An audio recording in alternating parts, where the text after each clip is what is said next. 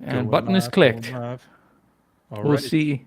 It says we're live, but there might always be a little bit You never of know. There might be a lag. little bit of a beer delay. We'll give it a second here. All right, we're jumping in hot here. Welcome back to the winter 2024 live. We do these seasonally. We do them every quarter, and of course, we got Nate from One Man's Odyssey joining us here, who's been around for every single seasonal live up to now. So he's a mainstay on the channel. A good friend of ours, Nate. Welcome. Hello, He hello. just popped on, so we haven't said our pleasantries yet. But Yeah, how's it going, man? it's going great. I mean, Yeah. holidays they were relaxing, I guess, but they also weren't. I did a lot of I did at least a little Yeah. bit of travel, nothing major. Just actually got to do some hiking, which was really nice. Nice. Did you do a lot of Yeah, filming? yeah. I filmed two videos. Only one did I actually do a beer review for. I would have loved to do two. I didn't really Yeah. prepare anything because since I broke my ankle back in June, I'm still kind of recovering and I find that I have like pretty much all my range of motion back. It's just like the endurance and the recovery. Right. That's kind of what still Yeah. has to come up to get up to like pre-injury levels. So basically, like Yeah. I did like a 9.5 mile hike, and I knew I wanted the next day to do like a 5 mile hike, but Yeah. I didn't want to like plan that I'd be able to do it. I wanted to kind of plan that I might not be able to manage it. So I didn't really prepare another beer review because I always like to do the tastings at home. And I did actually after the first hike, I went to like a liquor store and looked for some beers, but it was just like not that there's Oh, anything wrong with these beers, but it's that moment when you go to like the convenience store or the liquor store and it's like just a wall of Budweiser and Coors right. and so Right. it was just Yeah, nothing just nothing really. interesting jumping off the shelf at you. Yeah, and even like the local Yeah. selections were pretty vanilla, and it was just like, at this point, I won't do Yeah. anything. It ended up working out. It was super, super windy, and I don't think anybody would have been able to hear what I was saying. It would have been a really rough Nice. video to film outdoors. That's interesting that you say that. I think that's something I want to talk to you about later because, like, with with my torn Achilles, I'm kind of Hmm. back to the same thing. Like, I'm going to be walking next week, and like That's starting to fast. walk in the boot. Yeah, it's 6 weeks until you're walking in the boot, but you're supposed to walk with a cane, and then 2 weeks after that, you wean off the boot. But the thing Hmm. is, like, it's going to be similar. Like, I have my full range of motion back, but getting back to the point where the endurance, where I'll be able to walk a long period of time without the foot feeling fatigued, without the muscle feeling fatigued, maybe getting a bit of aching. I don't know how Hmm. long that's going to take. Apparently, that can take 6, 7, 8 months until you're like back to 100%. Yeah, I know So we'll for see. my injury. Now, granted, my injury was a lot different than yours. I mean, Yeah. mine was like they call it a trimalleolar fracture, which is you Oh, basically break three bones, and it was like the actual. Ouch. So a lot of times when you break your ankle, you don't really break your ankle; you just break like your leg near the ankle. But this was like an actual right. ankle break, so it was like the actual joint was broken. Oh So and then man. Yeah. it took me almost 2 weeks to get surgery. So like total amount of time that I was out of commit, total amount of time before I could bear weight Yeah. was almost 3 months. So I, Oh for me, wow. it's probably Okay. a lot different, just based Yeah. on both the nature of the injury and Yeah. just the amount of time that I spent like not weight bearing and atrophying. I know I put on a Yeah. few pounds during the injury, so that's like another thing that I'm dealing with That's is like normal. just It's totally normal. yeah, I'm just dealing with like it's like a combination. I'm trying to get it back to pre-injury level and fight against those extra like 10 pounds that I gained since I was sitting around for Right. 3 months and then like The dreaded 10 hobbling for pounds. another 3 months. Yeah. All right. Well, look, I think there's going to be plenty of injury talk because I got a lot of things to talk about, but we should open our beer brackets right away because we're a couple minutes in. Let's We do don't it. have a beer yet. Nate, as our guest, as always, we'll let you be opening with. Okay, should I start with interesting or less interesting? Oh, you know Let's what? That's a do. I need whatever some you audience feel. I do need some audience involvement here. So should we save that for later or do it now? That's a good idea. Well, Maybe the audience involvement. We got 3 people live watching right now, so maybe let's see if we get a couple let's people. see. If you need Let's see. audience involvement, maybe we can wait. And that's good because I can naturally kind of go from lighter to heavier. So There what you I'm go. drinking, I Yeah. know that Constant grind. some people kind of like to do a hard breakup after Christmas and New Year's and whatnot. I kind of like to let it linger for a little bit. My decorations are still up. Yeah. Same. So what I'm drinking today is it's by New Belgium. Oh. I think they're originally out of Fort Collins, but they also have an Asheville location, and this is their Holiday Ale I don't know if this is a regular release or what, but I just picked it up because it was fairly cheap before Christmas, and I actually really liked it. I will save more thoughts on that until afterwards. It does have cranberry and spice in it. I don't know if it goes into like significant detail. It just says ale with cranberry, cinnamon, and natural flavor. So that's what I'm drinking tonight. Nice. That's awesome. All right, Alex. That's what are you drinking? amazing. Thanks. I am drinking, and this is funny that we kind of all stayed with a little bit of a lingering theme here with the holidays. Not exactly. Well, so far. But I'm drinking a beer that I found like right before the holidays. Oh, what is The that? Hofbrau Winter Special, which is their holiday edition. They call it the Winter Warmer on their website. And I was able to procure this one here at the store. So I thought like this one here is a You sneaky bastard, because we filmed a review 2 days ago of the Hofbrau wheat beer, the Hefeweizen. And I was talking about, oh, this is the last of the Hofbrau beers for us to review that are easily accessible. You're just like, oh, yeah, no, there's no more. There's no more. And you had that one the whole time. it was the secret. It was the live secret. secret. I love it. And it comes in at 8.4%. It's described on the website as a double bock. And I'm very, very excited to try it here with you guys. Yeah. Cool. Well, I've got this inconspicuous, unlabeled bottle here, and I've been holding on to this for a couple of weeks now. And a really good friend of mine that I grew up with here in Montreal brews his own beer, and he dropped off a couple of them. And this one in particular was brewed by a friend of his that he brews with, but this was one of his friend's projects, and he recommended I try this one. And this is a stout brewed with Brett, and so I tried a stout with Brettanomyces before. I can't imagine what that would even be like, what those Brett characteristics would give to a stout.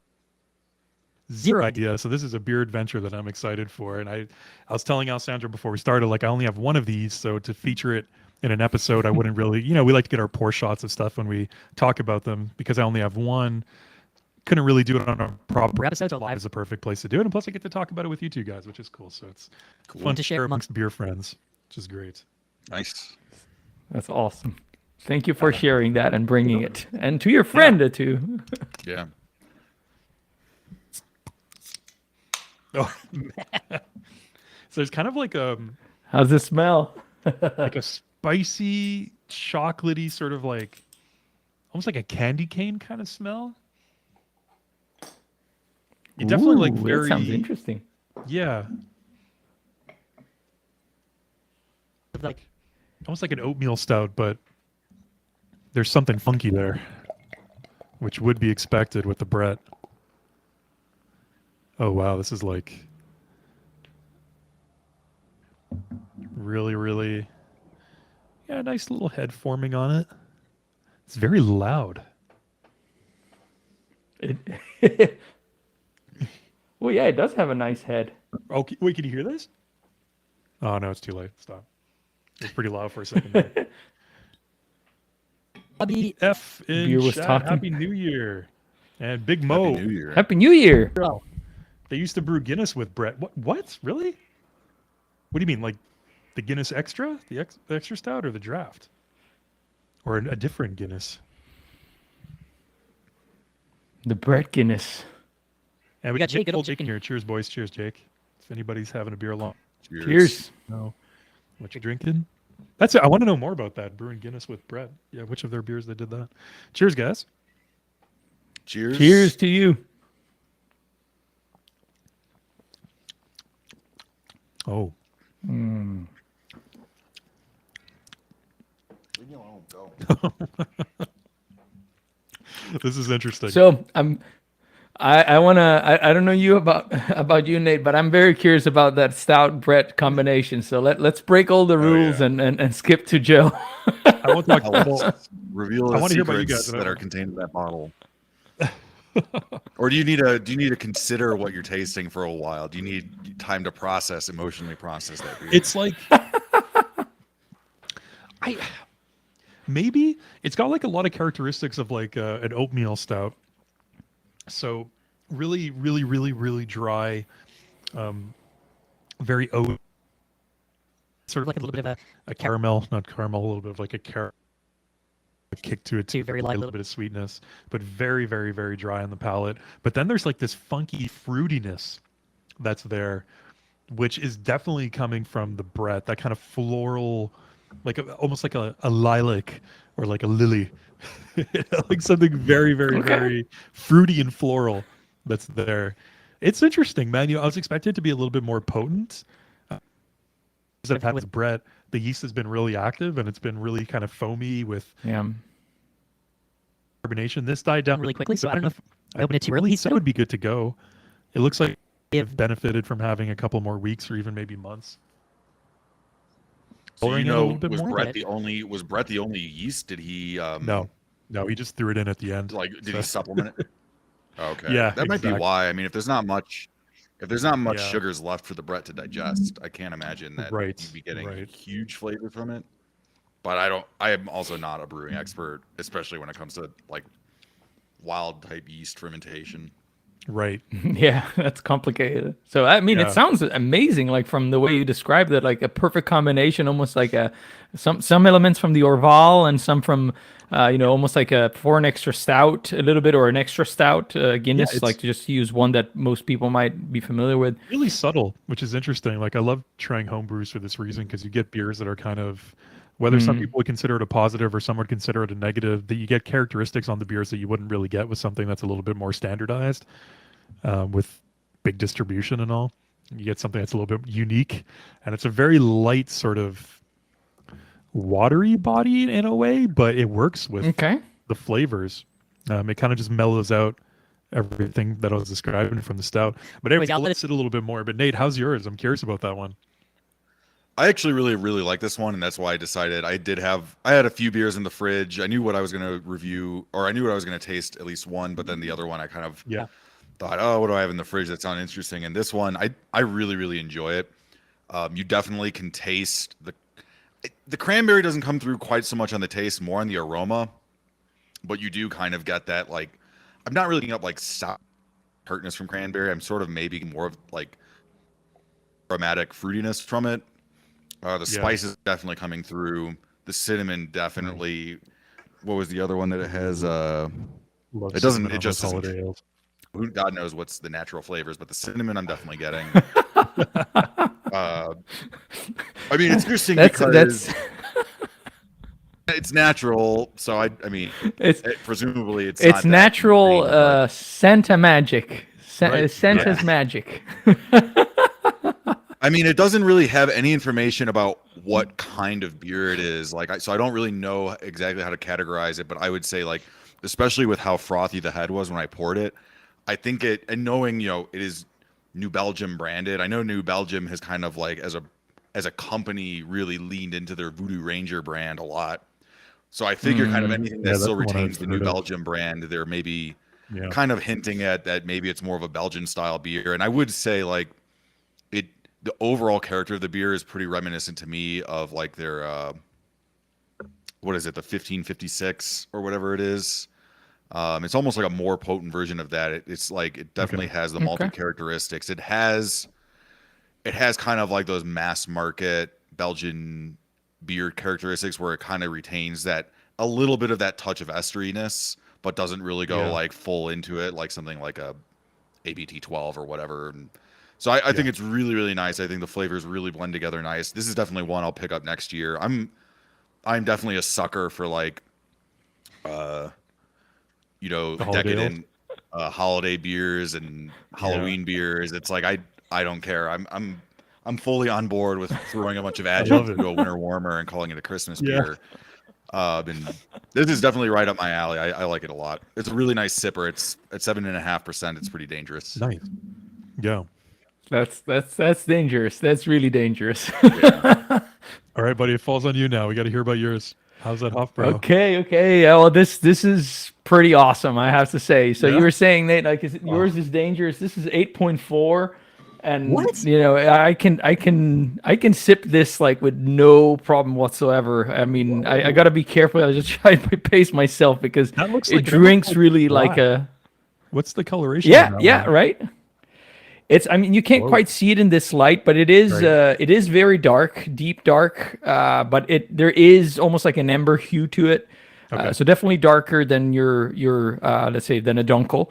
Yeah. I mean, it's a Doppelbock according to what they categorize it on the website.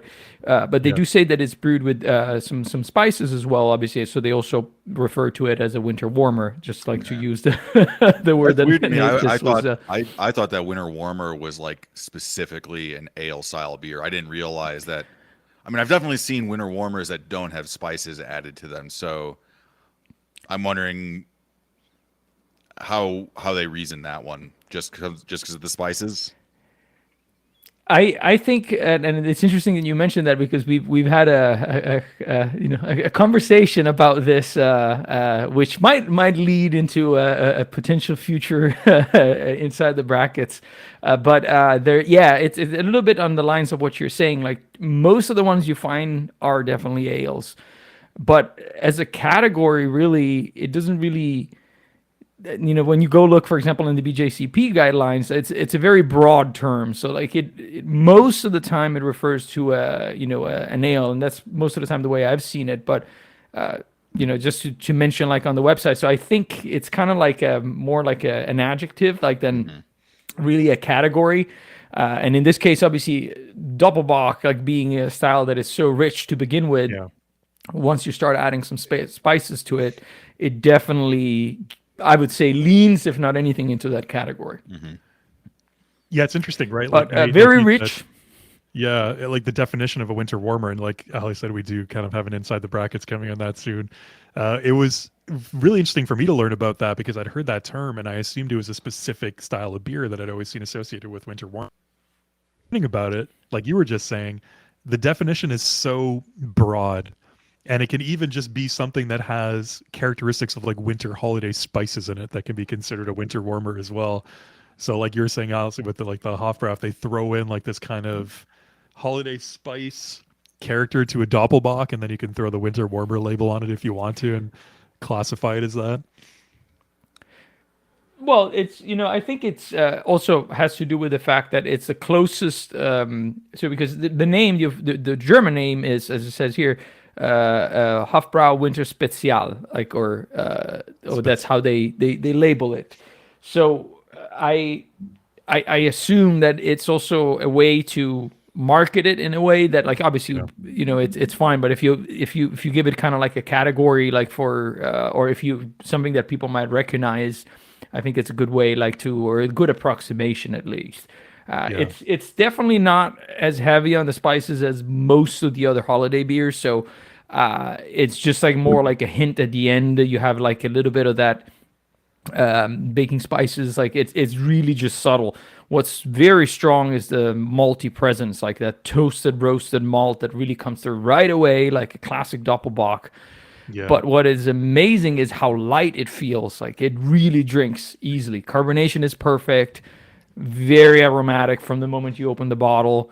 And Yeah. I mean, it's been open for a bit, and you see it still has like a nice little head retention there. And Yeah. it's pretty good. I would definitely want to drink this one again.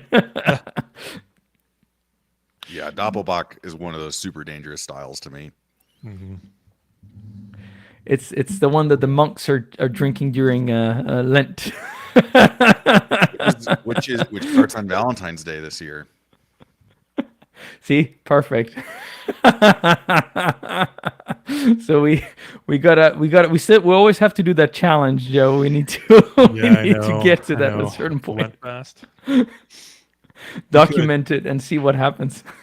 Or at least for 24 hours and see what happens. Yeah. Yeah. Yeah, Or exactly. we can Exactly. try. Oh my god! And just Just do it on a Salvatore, too, work that day. style of beer, like any Doppelbock, but the Salvatore specifically is so rich for a Yeah. Doppelbock as well. It's very, very, very sweet and very full-bodied. I can't picture drinking multiple of those over the course of a day on an empty stomach, like starting in the morning. It'd be a good time, I'm sure, but I wonder how that would make you It feel. would be an experience, if not Yeah. anything. Like, Right. Oh, it'd be an it would be a experience, very right. interesting experience. I got to remember, like a true home brewery asked me to bring back the bottles to him, so I got to hold on to this. That's important. He's like, That's "Check there, important, man." bring me back my bottles." Like, all right, there we go, I got him. I'll hold on to them for 3 months until I see you next. Did he make you? Taking up Did space in my he kitchen. make you give him a deposit? Yeah. Yeah, exactly. That's a good one. Right. Like when you when you get a keg or stuff Yeah. like that, like you gotta get the deposit. Right. That's awesome. I don't know if that's a common thing, man, but in my experience, home brewers are very protective of their bottles. It takes a lot of care to collect them, I guess. Like so, it's These are like little you know, stubby it's bottles too, which are really cool. This is kind of reminiscent of. I know there's a lot of beers that back in like the 30s, 40s, and 50s use these kind of stubby bottles, but Quebec specifically, like all the Molson beers used to be in a little bit fatter than this. Yeah, they call them stubbies, but they outlawed them here. Interestingly enough, I think we talked about maybe in the Molson Canadian review. I might have brought this up, but yeah, like I think so, bottles of yeah. this shape were outlawed in Canada because people were basically using them as weapons, and they. So when they're that like the physics of a bottle that's that short and fat, you can like really beat someone with it, and there's no give to it. But the longer bottles, like if you break and have a little bit of give. And yeah, I thought that was interesting as to why these bottles would be outlawed. He's supposed to be violent there. Yeah, crazy. Canadians, it's all those beer wars, man. Like it's all leaning towards that. Like we always talk about it. Those all those late nights at the corner pubs drinking Molson Canadian, fights breaking out. Are you getting your team boots in. Molson or are you team Labatt? If I had to choose, I'm definitely team Labatt. 100% team Labatt if I had to. But Labatt, see Molson, that's a tough one because Molson is Montreal. Molson is like, this city was built on Molson, so I have like this emotional attachment to Molson, but their beer sucks. And Labatt's brewed in Toronto, so it's not even. And Toronto's kind of like the counterpart of Montreal, kind of like the enemy. So it's Canadian, but I do have an emotional attachment to Molson. But unfortunately, yeah. I find the Labatt beers a little bit like Labatt. If I'm out of all like the mainstream sort of like macro beers that you can get, the two, Labatt makes a beer that Alessandro, you tried, the 50. So they call it the 50 because it says 5.0, 5% ABV, and that one is by far my favorite. That's very good. Either Labatt or Molson beer. That one's really good. Yeah. Yeah, definitely prefer that over the blue. That one. There Oh my is, god, yeah. You know, Yeah. I thought it was a very interesting experience. And you've never tried the blue dry because they have blue, then they have blue dry. Levels of blue dry with higher alcohol percentage. And- liquor, that's a whole thing. Are those blue like dry's even higher alcohol more levels? Are interesting. those like the equivalent of like ice beers in the States? Okay. Well, they'll have like, so you can get them in 40s, right? I don't know if they still do, but this was like for the longest time they did this. So it would be like, they'd have the 6, 7, 7.4, whatever it was, and it'd be in the 8s and the 9s and the 10s. And then eventually they hit the 11s. And then it was just basically malt liquor at that point. Just, yeah, the disgusting 40 of nasty Labatt. Yeah. You think intense. like until you drink a really, really bad high ABV beer, you think like there's no way this could be that bad. It's like just hold my nose and drink it, and then you get one of those really bad ones and you realize like, yeah, you got to be really, really wanting to get drunk to drink this. Yeah, okay, Big Mo in it's- chat, he's from Montreal. I know he's from Montreal. And he's saying I grew up on Molson X. You know what, Awesome. Molson Export is not bad too. Like out of Molson beers, that's probably my favorite of theirs. That's a good one. I don't know if it's funny, you guys get Canadian, but you don't get their export beer. Like they call it Molson Export, but you pretty much only get it Not here. exported. But No, that one's pretty good. We It's not- just it's get not the bad. Canadian. Yeah. I guess they swapped. They start to brew it for export, and then they say, "Wait a minute, let's send them the Canadian, and we keep the export." Yeah, they brewed a nice beer for export. Let's keep that one. Let's keep that one. Yeah. Yeah, the whole I don't know, like Funny. that sort of 40 malt liquor culture. I know we've kind of braced on that. On past lives, You know, you kind of mentioned a couple of things about that too. That was so interesting, and I've seen that. I think it's more of a thing in Quebec. Like growing up here, all the corner stores, and there's so many different brands, and all the big beer brands will have their versions of that in 40, just the standard like Colt 45s or Mhm. whatever, like the big brands are that you. It was such a thing here for some reason. Quebec just big high ABV 40s, and then they did flavored ones like tropical fruit and lemon that were just like terrible. I don't know about that. There was so yeah, in college we used to play two different games. I guess one of them wasn't really a game, but so the one game, I don't know if you've ever played this, it was called Edward 40 Hands. Have you Oh ever yeah, heard we of it? taped the 40 to your hand. I heard of Yeah, that. you duct tape the 40s to your hands and you can't use your hands until you're done drinking them. And obviously you have to urinate pretty quickly if you're drinking 80 ounces of beer. Yeah. So, what do you do? it becomes the thing where you just like you make tactical help? decisions, right? I'm just gonna chug one, and then at least I'll have my right hand. And then there was another. It wasn't really a game, but it was a special drink.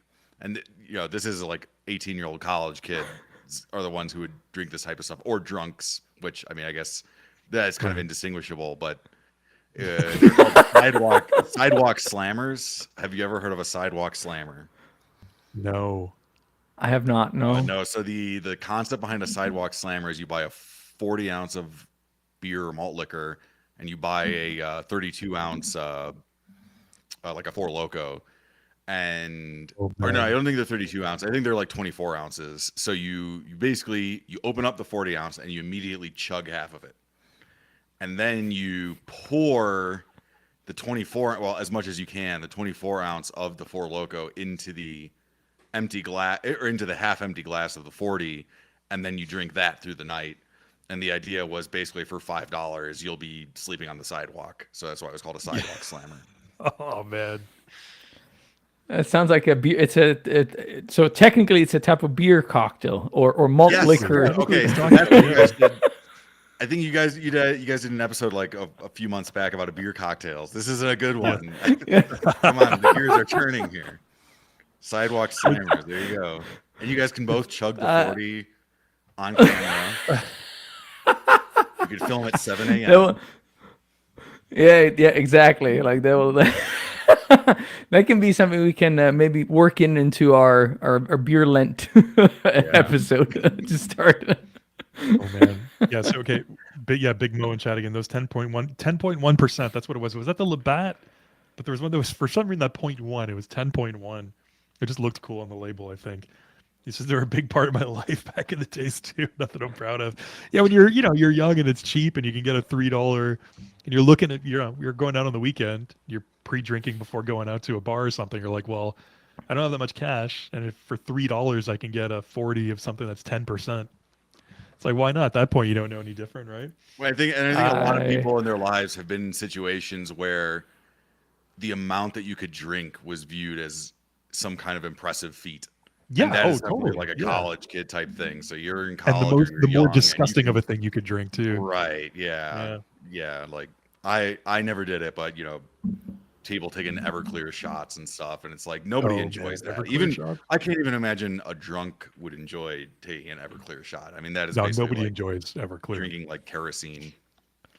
But there's a terrible. point in almost every drinker's life where it was at one point viewed as impressive to Yes. drink something terrible and drink a lot of it.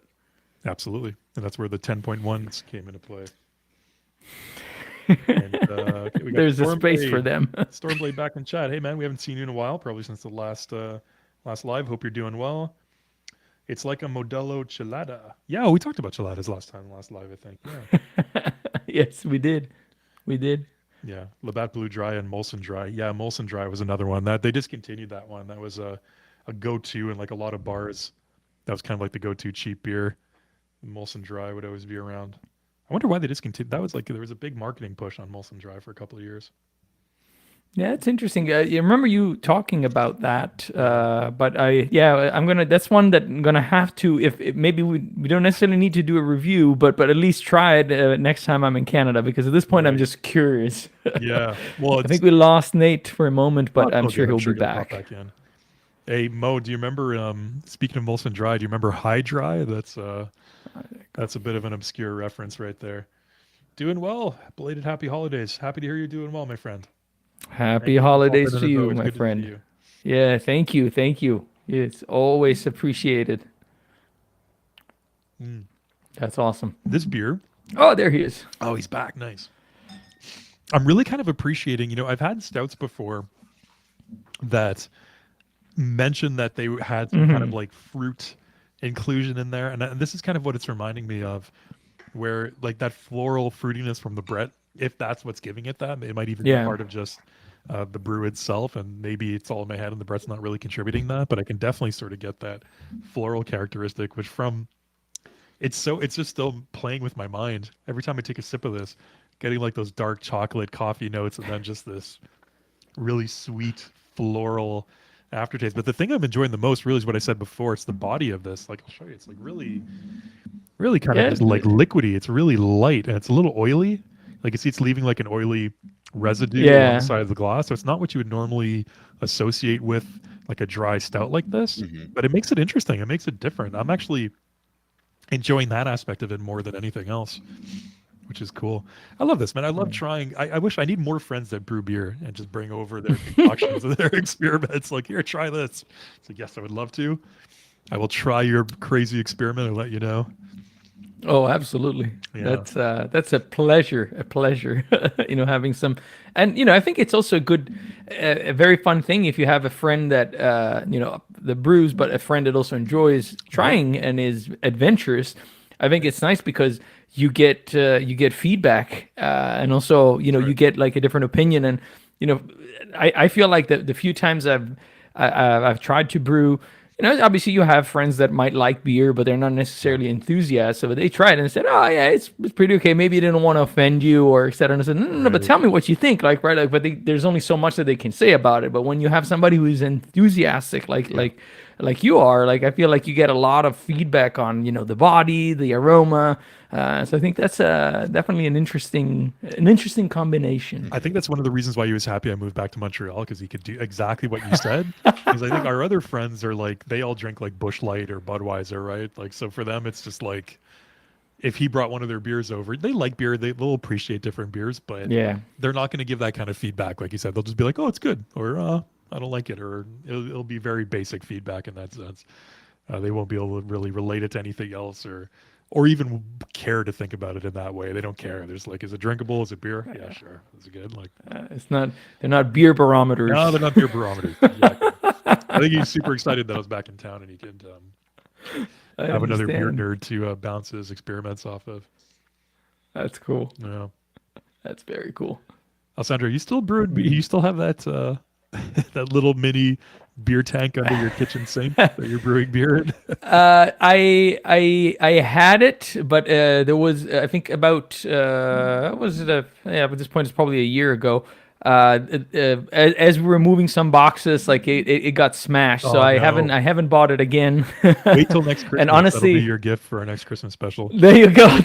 Yeah. So, but I do still have all the equipment, the bottles, because like you say, every home brewer knows that the bottles are important. And I specifically use the Flinchburger beer, or the like ones that have the Grolsch, pop. the ones that have the pop top.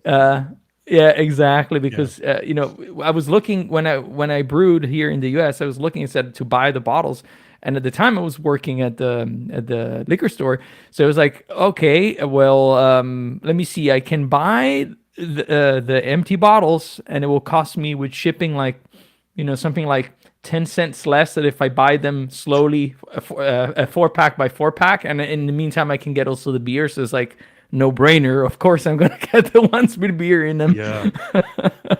Yeah, absolutely. So, yeah. Sorry, just quick, Stormblade in chat. Yes, if you can send us an email, if you check out our YouTube profile, you'll see our emails listed there. send us a message, or even if you're on Instagram, you can find us on Instagram. Send us an Instagram message.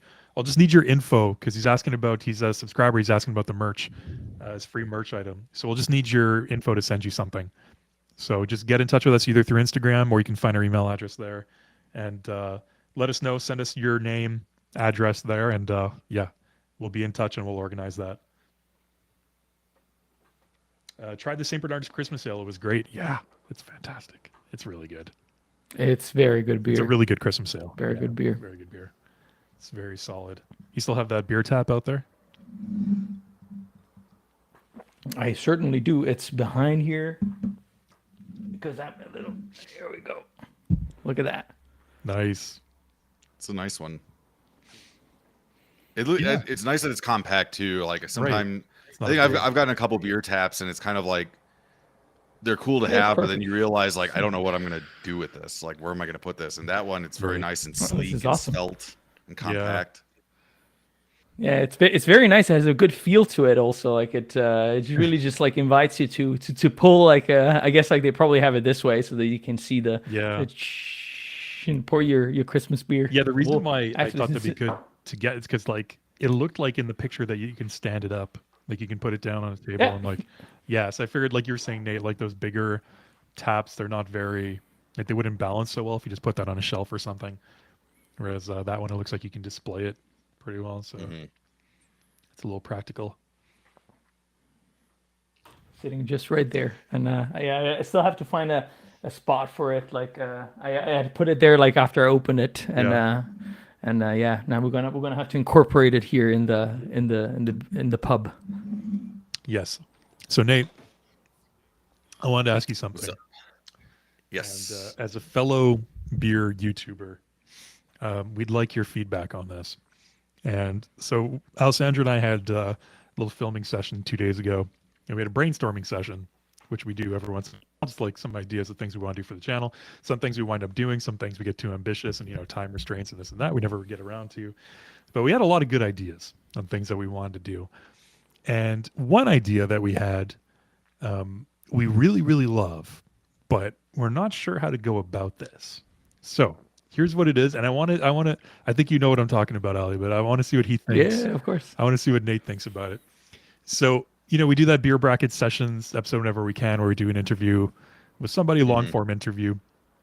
And, I know you are too. Alessandra and I are both fans of the rock, of the metal. And we love Iron Maiden. And of course, Bruce Dickinson, we did a review of Robinson's Trooper. He's very involved in the beer world. And we thought, wouldn't it be cool to talk to Bruce Dickinson about beer?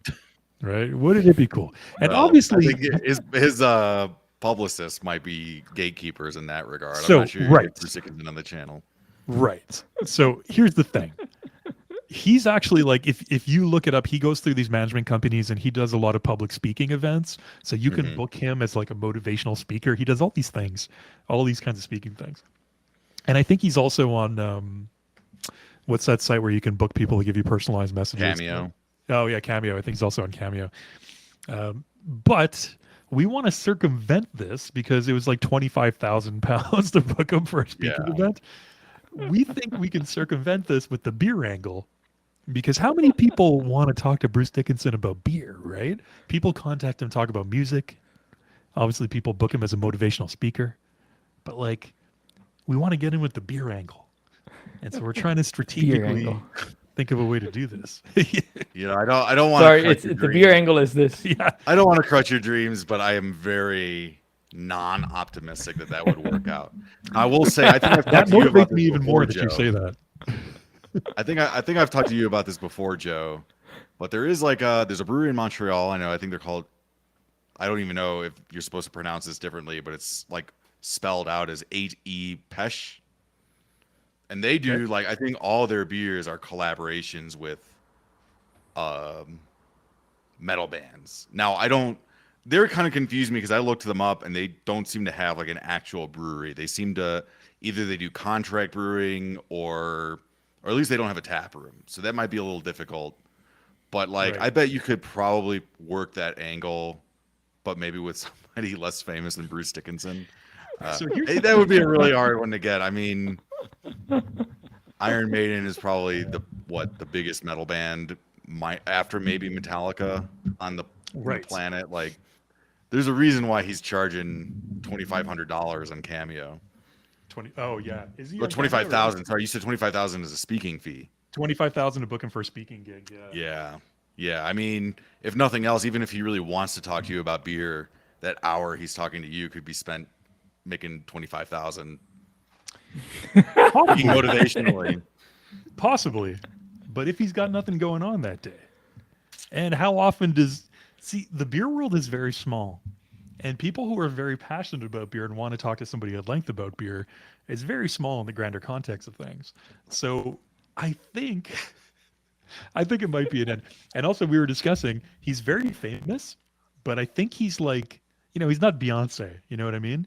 He's at like I think he's at like an attainable level of fame that is big enough that it would be a coup, but also small enough that I think it's kind of accessible. You know what I mean? I don't know.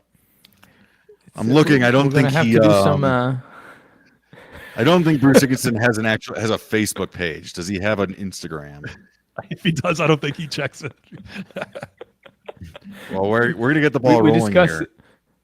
I mean, okay. if I message him and I say, "Hey, there's these guys, the beer brackets. You should be on their channel," and then all of a sudden you approach him.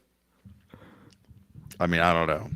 Nate, 2 months from that's now, you're going to open your phone and you're going to see a notification. Beer Brackets uploaded a video. Beer Bracket session with Bruce Dickinson.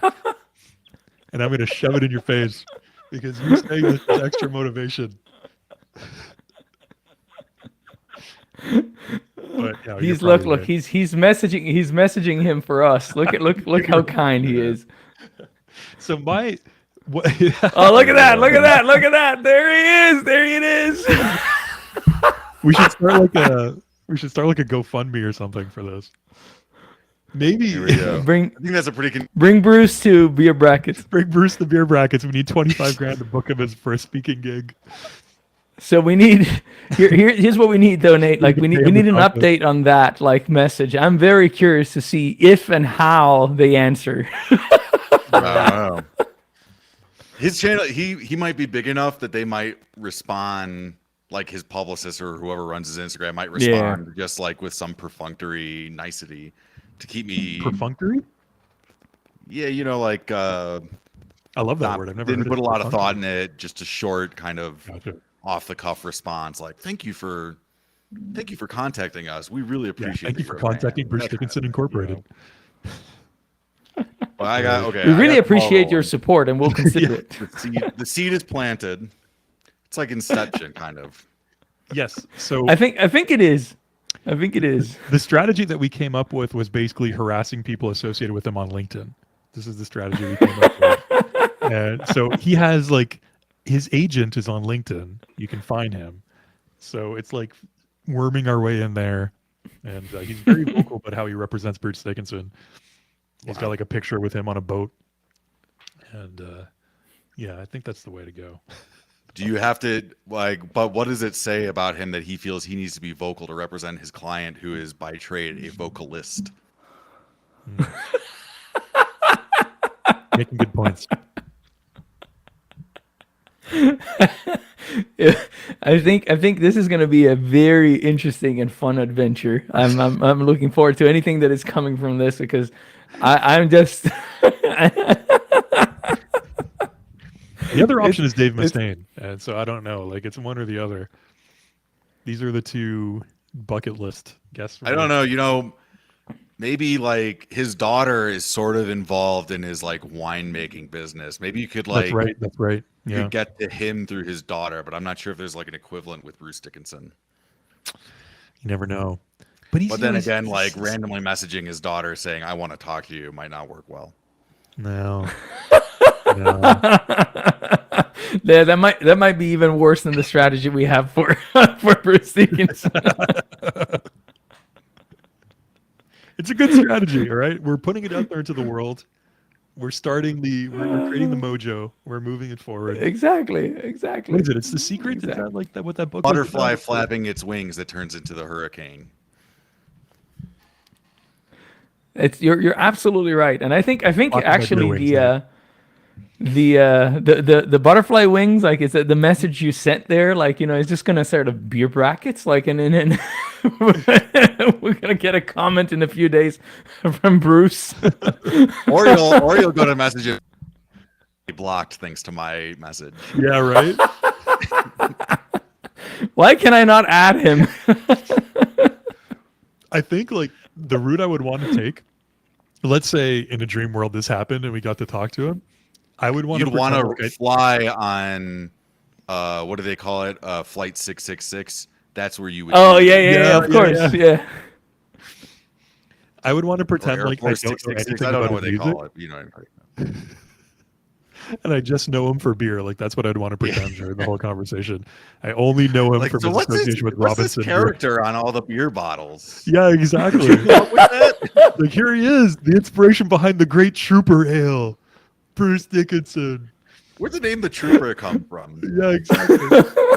And then just like, no, that's a good angle. That's a good angle. And it's so have you been in the beer industry for a long time? Kind of asking these sort of questions, and then say, so you have any hobbies apart Yeah. brewing? You can tell me you've got a good voice for radio. You should do a podcast or something. Oh, yeah. Yeah, just mess with them and just play it like really play it dumb like that. I think that'd be hilarious. Yeah, no, absolutely. Is it like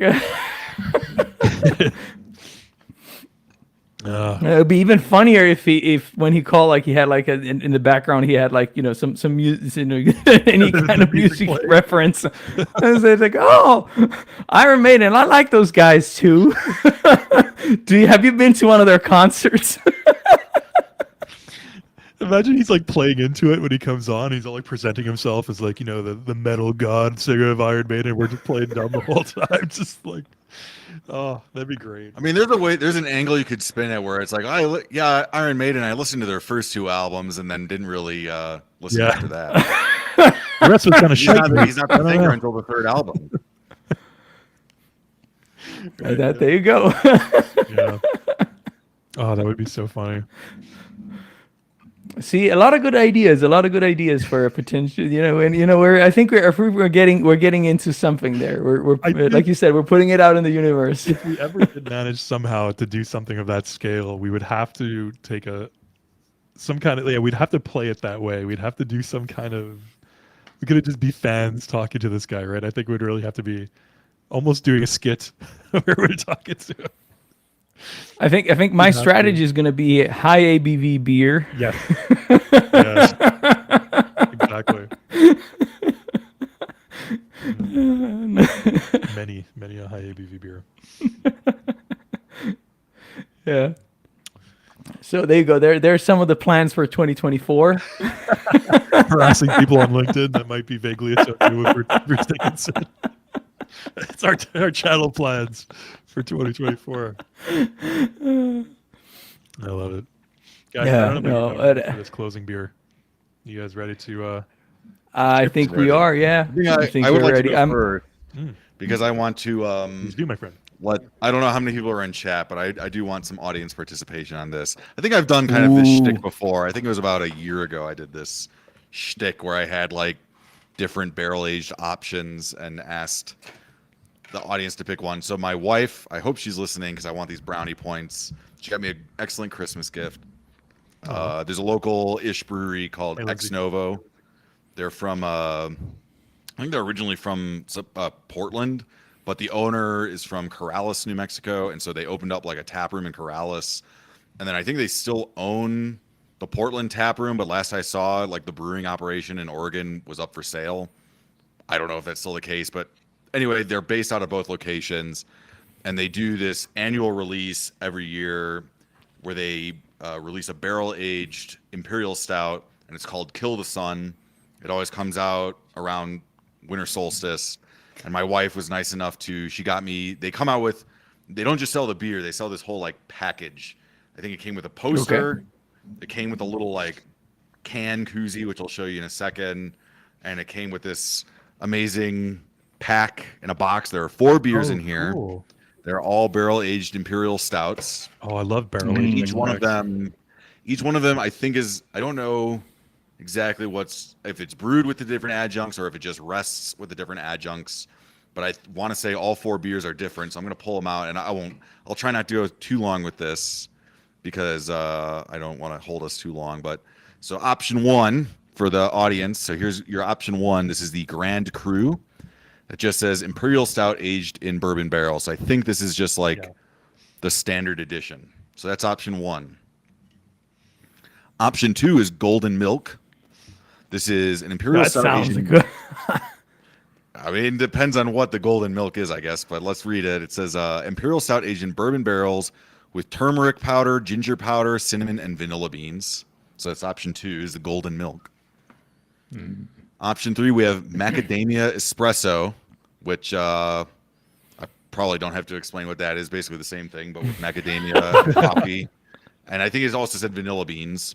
And then German Chocolate Cake, which is the same thing, but with cacao nibs, coconut, and toasted pecans. Oh, actually, there's like this whole card in it that I'm not going to read all that, but and to further brag, to hopefully keep gaining these brownie points. This whole thing comes with like a special membership where you get like I think it's either per visit you get a free 4-ounce taster pour or $1 off each pint. Oh, or maybe it's wow. just I can't remember what it is, but yeah, it's like $1 off each pint. And Nice. they're opening up a new tap room in downtown Albuquerque. It's like summertime, and the grand opening party is exclusive only to people who bought this package. So Cool. you'll see me there. I'll wear my Beer Brackets hat. I'll be there. Oh, look at that. Yeah, There for he that. is, #1 fan. So yeah.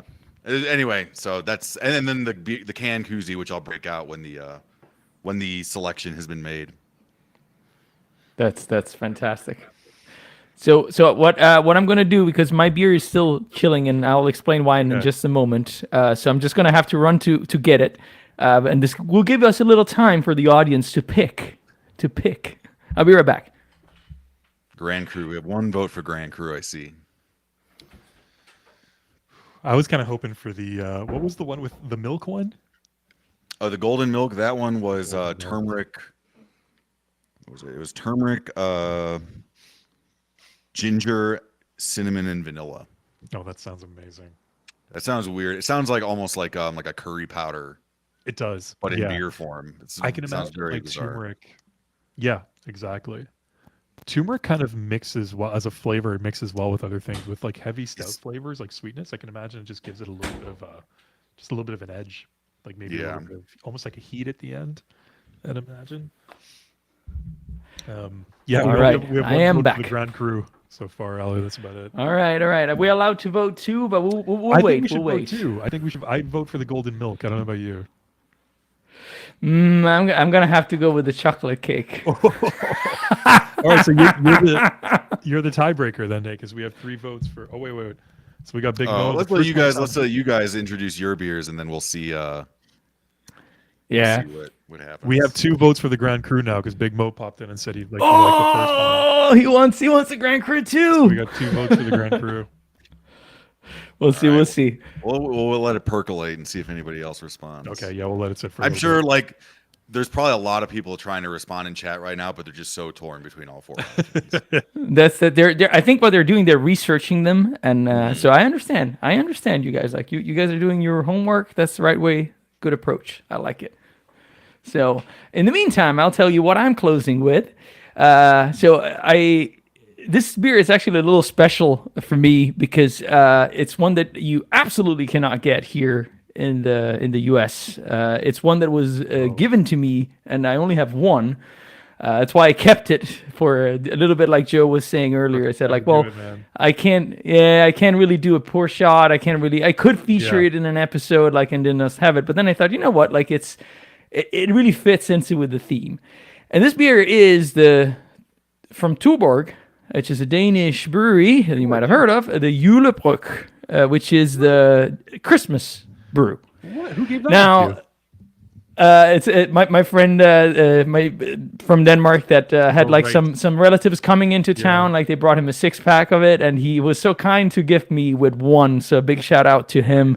And you can't see here. There's actually it's spelled with the J, but the J is being stolen here by this this little this little elf here. Your elf. So as you can see here, there's a couple of things I just wanted to mention. Like this is a beer that has been brewed for a very long time for Christmas. It's always this blue color, and it has this this van here that shows in the snow, like and there's also a little jingle associated with it that is always played. But the cool thing about this,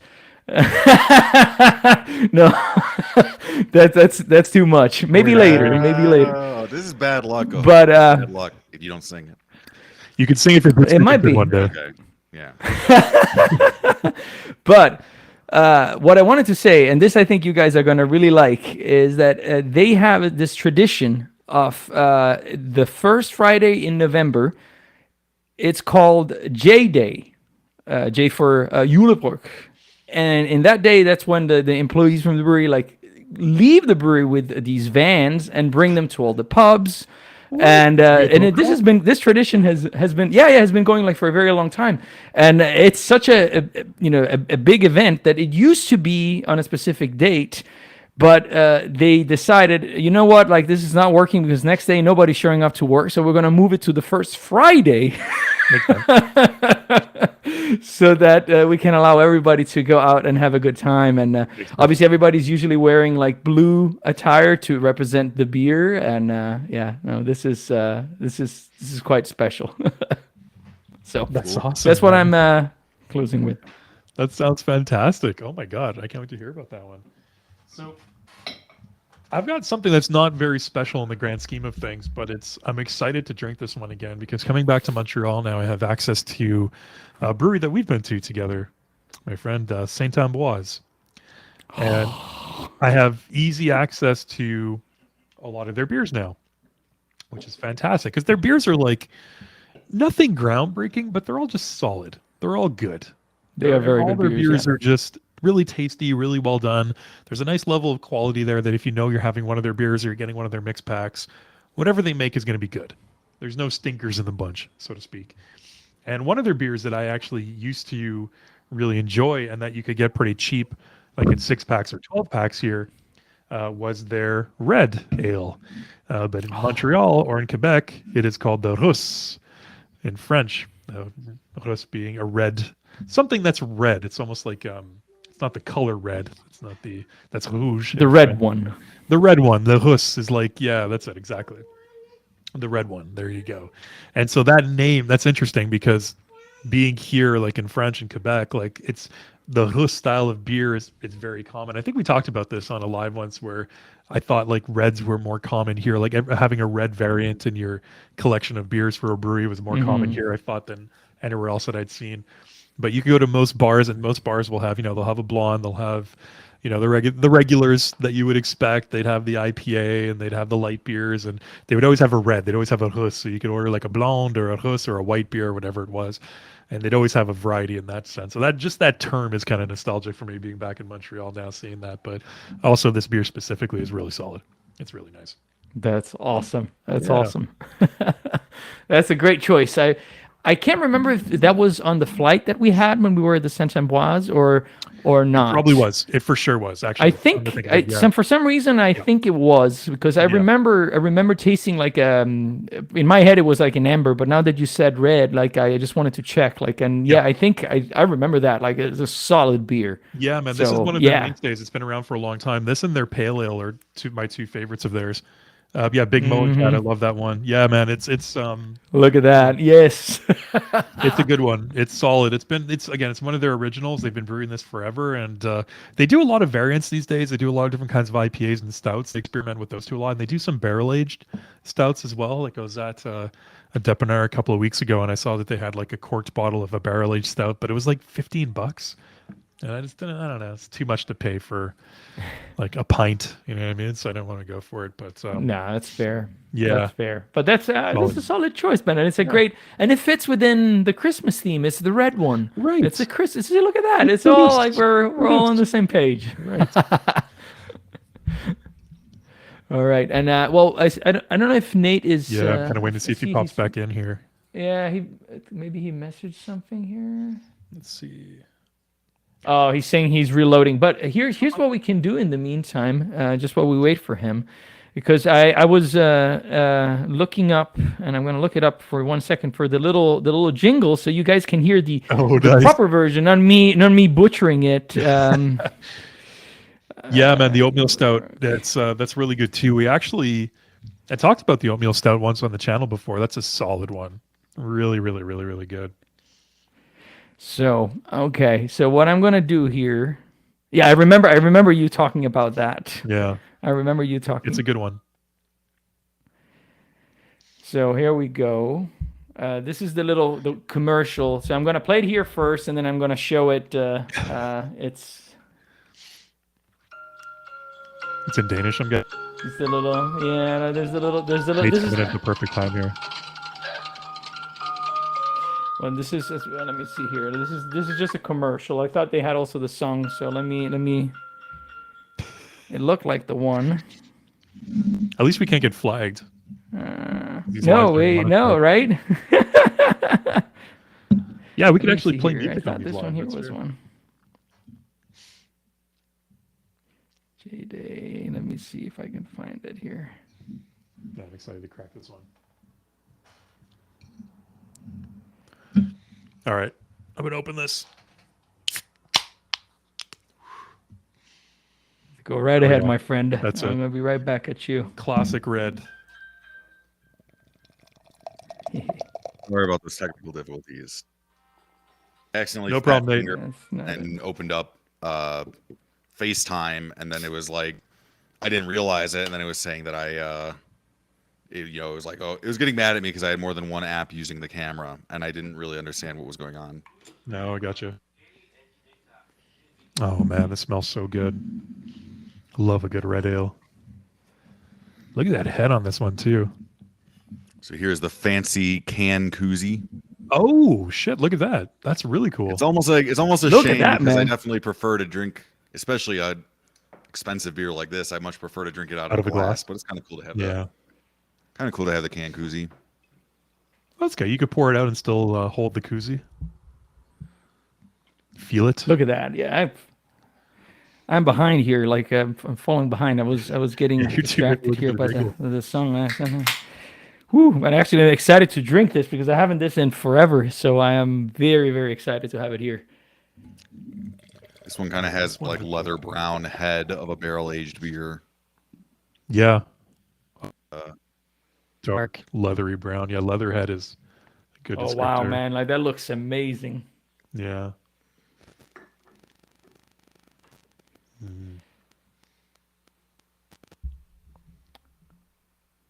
Hey, ours look kind of similar. there, Alex. Cheers. Look at that. Yeah. See. Yeah. It's on the red looks pretty side too. Good. Nice head. Oh man, that's good. That's just good. Oh yeah. It's very similar to It's Christmas there. this one in particular. I've always liked it because it's very similar to Smithwick's. And it's very mild, very muted in character. You're not going to you get a little bit of hops, you get a little bit of maltiness on it. Well, a decent amount of maltiness. Like a red, it's obviously a little bit of like darker roast than that of anything that's a bit blonder. But so you get a little bit more breadiness in it, but it's so light and so fluffy, and the flavors are really subtle. So it makes it just really. This is something that pouring it out's really nice because it has a really nice malty aroma to it. But this is something that you could just drink easily out of like a can on a summer day. And even though it's a red ale, you get it nice and chilled. If you're just sitting with some friends or in a park or something, having a picnic, or this is something that you can drink really easily and get a little bit of flavor out of it, but still not heavy, still really light in body and really fluffy. Yeah, love a good red ale. I remember. Now that you described it, I'm almost positive that it was.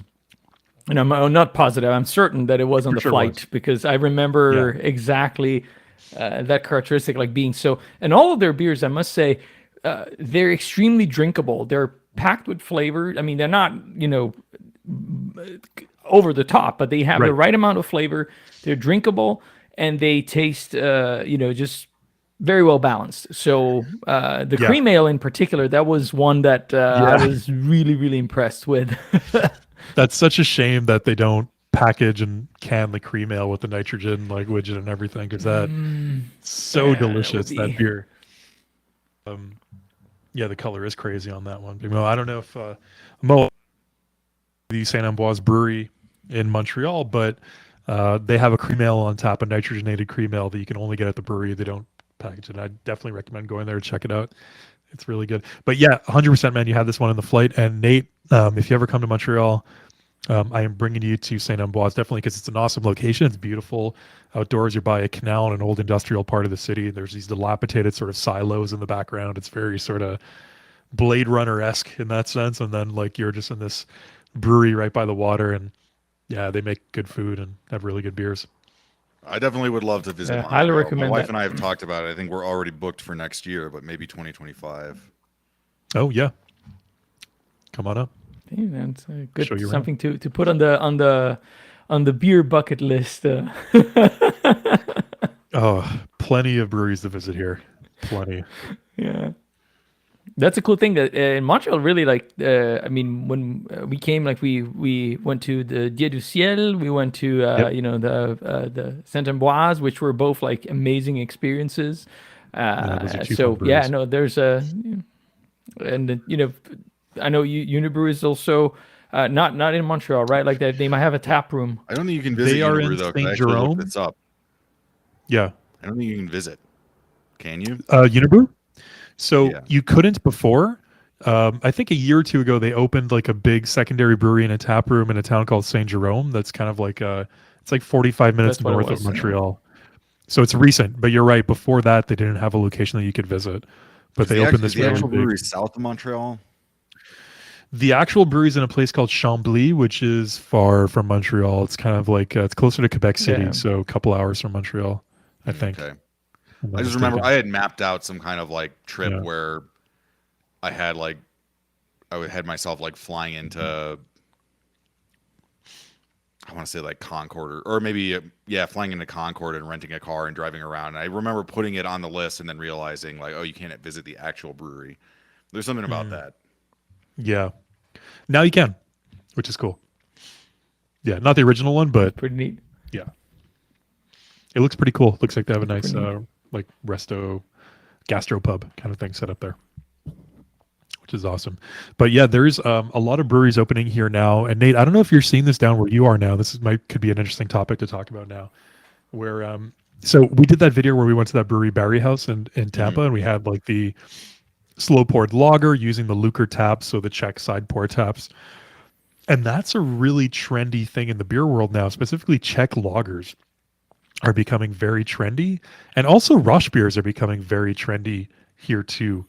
And I remember I kind of Alexander, we were talking about this, and I kind of was like, is this a thing? Because I've seen a few, and I've actually seen I Follows like some beer. meme account, and apparently It's a thing. Everybody's talking about about. Rush beers now, like they're popular, which is awesome.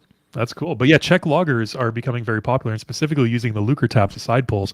And there's like 4 new breweries in Montreal now that you can go and they have the side pull taps. You get the slow pours and the Milko pours, which is all foam. And so there's a really cool lager beer scene coming up here now, which is awesome. I love seeing that. So it's so many places to go visit, man, next time you're in town. Yeah, they're definitely by me, I would say like you definitely have the better breweries, I think, brewing more lagers. And there's one brewery that probably my favorite brewery in the state, La Cumbre Brewing, which means the Peak. The beak? They do like this thing, they think they call it Fosser Friday, where they tap a Fosser, but I don't think that that's like side pouring or anything like that. So as far as I know, nobody locally is doing any kind of side pouring, but I do think that like I think the more sophisticated lager styles are getting more popular. I think maybe I mentioned this on a previous stream, but like really what's big here, and I don't know about by you, but what's huge here is Mexican lagers. Like, and I was reading a bunch of articles. There's a really good blog I follow that just covers like New Mexico beers, and they talked to a few breweries, and they were saying like basically aside from our flagship beers, our best-selling beers were Mexican lagers, to the point where even actually this brewery, Ex Novo, they brewed a beer they brewed a beer that I think that what did they? It was like their Mexican lager. So I don't know if you guys have ever had this. It's pretty popular around here to have a Mexican lager with like a squeeze of lime and some salt. Yep. Yep. And so they made a lot of breweries have been making them actually like with the salt and lime already in it. Yes. I've had So a few of that's those really, here. that was Yeah. really popular. So I think the popularity of that, at least in this area, where like, I mean, one, you have the demographics. I think New Mexico is the only state. I want to say New Mexico is the only state where over half the state speak Spanish, and obviously a lot of those people are of Hispanic descent.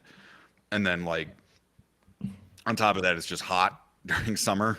So I think like demographically and That the helps. climate, it really lends itself to the Mexican lagers over maybe something like Czech lagers. But I do think like just general higher quality lagers in general have taken off. Locally, I've not seen a lot of Rauch beers from breweries other than like there's one specific brewery in Santa Fe where they are really into Rauch beers. I reviewed one back in summer. It was like a green chili Rauch beer, and they make several different Rauch beers, and they're the only brewery that I know that's doing it. And even they're not doing it as part of a trend. They've been doing it as far as I know as long as they've Yeah. existed. So It but seems to yeah, be a trend now, which that is hasn't cool. quite hit I'm here all yet, for I that. guess. Yeah, it's awesome. Oh, but it's funny you mentioned that there's a couple when I was in Ontario at the LCBOs. I saw a couple of those Mexican lagers with lime and salt in them, and a friend of mine had bought one time when we went to go play golf, and he tried a couple of them, and I liked them. They were really good, like really refreshing. Like I didn't know it's lime goes well with a light lager like that with a Mexican lager, but the salt too, like it's enough that you tasted it. You could tell there was salt in it, but it wasn't offensive. It didn't It's a good overpower addition. anything. It was a really nice pairing, and it worked really, and it was super balanced. I really enjoyed it. It was fantastic. And I find like a Mexican lager is almost like a Kolsch in the sense where there's like they can taste good and they can definitely be a finely crafted artisan product, but they don't, even in their best iteration, you're not getting a complex beer. You're not Yeah. getting something with Right. a lot of depth, with a lot of Right. variety of flavor. You know, when I drink a Mexican lager, I get like maybe cracker, but usually I just kind of get this like general corniness. And then if it's like, Yeah. if it comes in a glass bottle, I get kind of that like skunk This- note. But like, I think so in that sense, it probably lends itself really well to the lime and salt. That I was actually thinking of next. So I did review a Mexican lager this year, and I was thinking, well, I guess last year because it's now 2024. But I was thinking maybe this summer I would do like a big, just like buy every Mexican lager I could find that was local and just Oh, that could be review cool. one video. Yeah. Because they really aren't very like. There's not a lot of flavor to them, so it's kind of hard to review a bunch of them. It's kind of hard to review one as a one-off because it's like, I'm just gonna say the same thing I said for all the other ones. So that's why I thought it would be kind of fun to like review every single one I could find. That could be a fun. I'd be interested in seeing you in that context, like where you pick, say, like 5 or 6, whatever, however many you feel like would fit, and then you just try them side by side. And I think that would be very interesting, at least for me. Not potentially maybe having access to some of those. I would like to hear your impressions, your reaction, and how you distinguish them. So yeah, no, definitely that's a video I would 100% watch. Regardless of the fact that we know each other. So if I saw that popping up, I think it would be cool. Absolutely. Yeah, it's on that note. There's another video that I'm not going to make any promises. I don't know that I'll film it, but my wife and I have saved up, I think, 4 years worth of narwhal, the Sierra Nevada narwhal. Oh, nice. And so I was You've been thinking aging like it them. would be fun to review that. Like I was talking to her. I said maybe we'll get out and we'll just like do a review where we blind taste all 4 beers at once. And it's something that you have to do with another person because Yeah. like Yep. to drink 4, imperial stouts by yourself I wouldn't be able to drive back home. So Right. even with 2 people, it's like we're gonna have to make sure we have full bellies and pace Yeah. ourselves to some extent. But I feel like 2 people could get it done. We just got to get a sitter, and then we could work it out. Yeah. Because I did one beer review, or I did like one video where there's a couple breweries out here that will, when hops are in season, they'll come out with a fresh hop version of like a Oh, flagship nice. beer. I like that. and so I did one video where I filmed like me and my family doing taste tests of the regular beer, the regular version versus the fresh hop, and they were all blind tastings. And to be honest, it was actually a little boring because like everybody knew which was the fresh hop and everybody knew which one wasn't. And it was also indoors. It wasn't really like my normal type of video. And I was also Right. I think this was like the day before I was weight bearing, so I was still like using the cart, and I ended up just like ditching. I still have the footage, but I ended up deciding I wasn't gonna make a video. It didn't seem very compelling to me, but I was thinking maybe I got to get outside. I got to get outside to do that type of video, even though it's like adds a lot to the preparation. Of course. It's logistics. Logistics.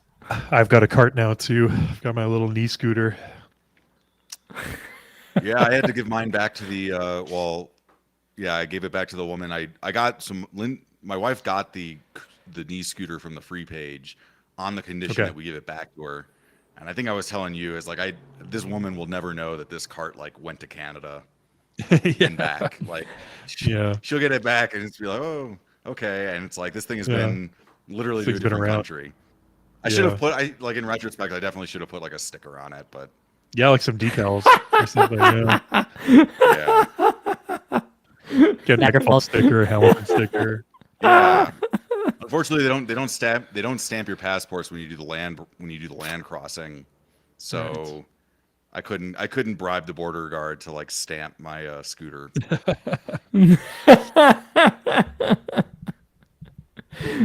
You should have. You should have. But I'm very curious though. Like, how? Any notes, Nate's on yours? Like, what's so your? this is this brewery. If I had to make a list, I mean, I would definitely say this brewery is like in my top 5 in New Mexico. They're a really excellent brewery. I would if anybody ever goes to New Mexico, they should definitely at least buy some beer by this brewery, Ex Novo. So I'm always I have high expectations for their beers usually, and I'm usually expecting pretty good quality. And this is definitely like really high quality. It's 13.8%, and it didn't take many sips for Wow. me to start feeling it. Wow. I would Oh my say God, like 13.8. so it has the typical like barrel aged imperial stout notes. Like I'm definitely getting like vanilla, chocolate, that kind of like semi bitter. I find that like with barrel aged imperial stouts, a lot of times I kind of put them on this slider of like, well, how hot are they? Where are they more chocolate? Are they more coffee? And then like I kind of actually, despite the fact that it's a higher quality product and a more expensive product, I tend to struggle with tasting notes after I kind of determine where I put those sliders. But with this one, I'm definitely getting like a lot of fruit, and in particular, I'm getting a lot of fig, which is actually ironic. I think I have a video airing Friday where I review this brewery's. They made a black barley wine, and it was made with smoked figs, and I was kind of having trouble picking up the figs or the smoke in that beer. With this one, which has no adjuncts, because that was what the people picked. I'm definitely getting like lots of fig. I'm even like saying red grape, I think implies maybe a little bit too juicy, but it's that like rich, maybe like, I don't know. To be honest, I've never eaten a prune, but like maybe that prune kind of note there. I'm definitely getting like really earthy, way more earthy than I think I ever had like an imperial stout like this. It has that like almost leathery, earthy note. It's a very good stout. Wow. That sounds incredibly complex. Very, very complex. Absolutely. Sorry to interrupt you before you start, but like I'm wondering if maybe I do think it's complex, but it's like it's almost the flavor profile I think will lend itself to all the different adjunct versions that I have, because while it does have a lot of interesting notes, it's also almost like a blank canvas, if that makes sense. Yeah. I think all these- Sure. it's definitely like a lot of different other flavor profiles could nicely fit in to that general framework. So I'm excited to try the rest, but I'm definitely not going to drink them tonight. That's understandable. But it was fortuitous one timing hell to of do this stream. I actually considered not drinking this because it was a weeknight, but we're supposed to get a huge snowstorm tomorrow, so I'm probably gonna work at home, which means I can wake up. Oh, a little really? Okay, later. there you go. Yeah, There you go. Perfect. so you get a little bit Work extra from sleep. home beer. Yep. Yeah, work from home beer. Yeah, Alessandra, how's that one, man? So this to me is I'll be honest, like Curious. it's probably something that is not blowing anybody's mind in the sense that it's a pretty standard it's more on the light side, even being dark. It still has like a kind of a light lager feel to it. The difference is that it has a bit more nuances of toasted notes, almost like leaning towards a little bit of licorice, in the sense that it's slightly spiced in that sense. Yeah. But it's very easy drinking. It's that's why I wanted and I wanted to keep it cold because that's how it's traditionally served. You always get it like nice and cold. Right. So that's why I went and ran to get it. It has a nice lively carbonation when you first pour it, but like obviously the more you let it sit, like this is really a beer that is meant to just like have in a big pint glass, like and just chug it and be happy with it and kind of like kick off the holiday season. Definitely. It's more nostalgic probably than anything else, to be honest with you, and just the fact that I can't get any Tuborg here, any of their beers here in at least in Oh, you Florida. I can't? know some other. What was that, man? You can't find any of the Tuborg beers in Florida? No. You can't find any of the Tuborg, and this one here specifically, I don't even know if they exported because it's such a very unique thing Right. to Denmark. So just having the can and and with the little van and etc. and like it's pretty cool. And I like that this year they opted for this little variation with the elf that is stealing the J, and then apparently so here cool.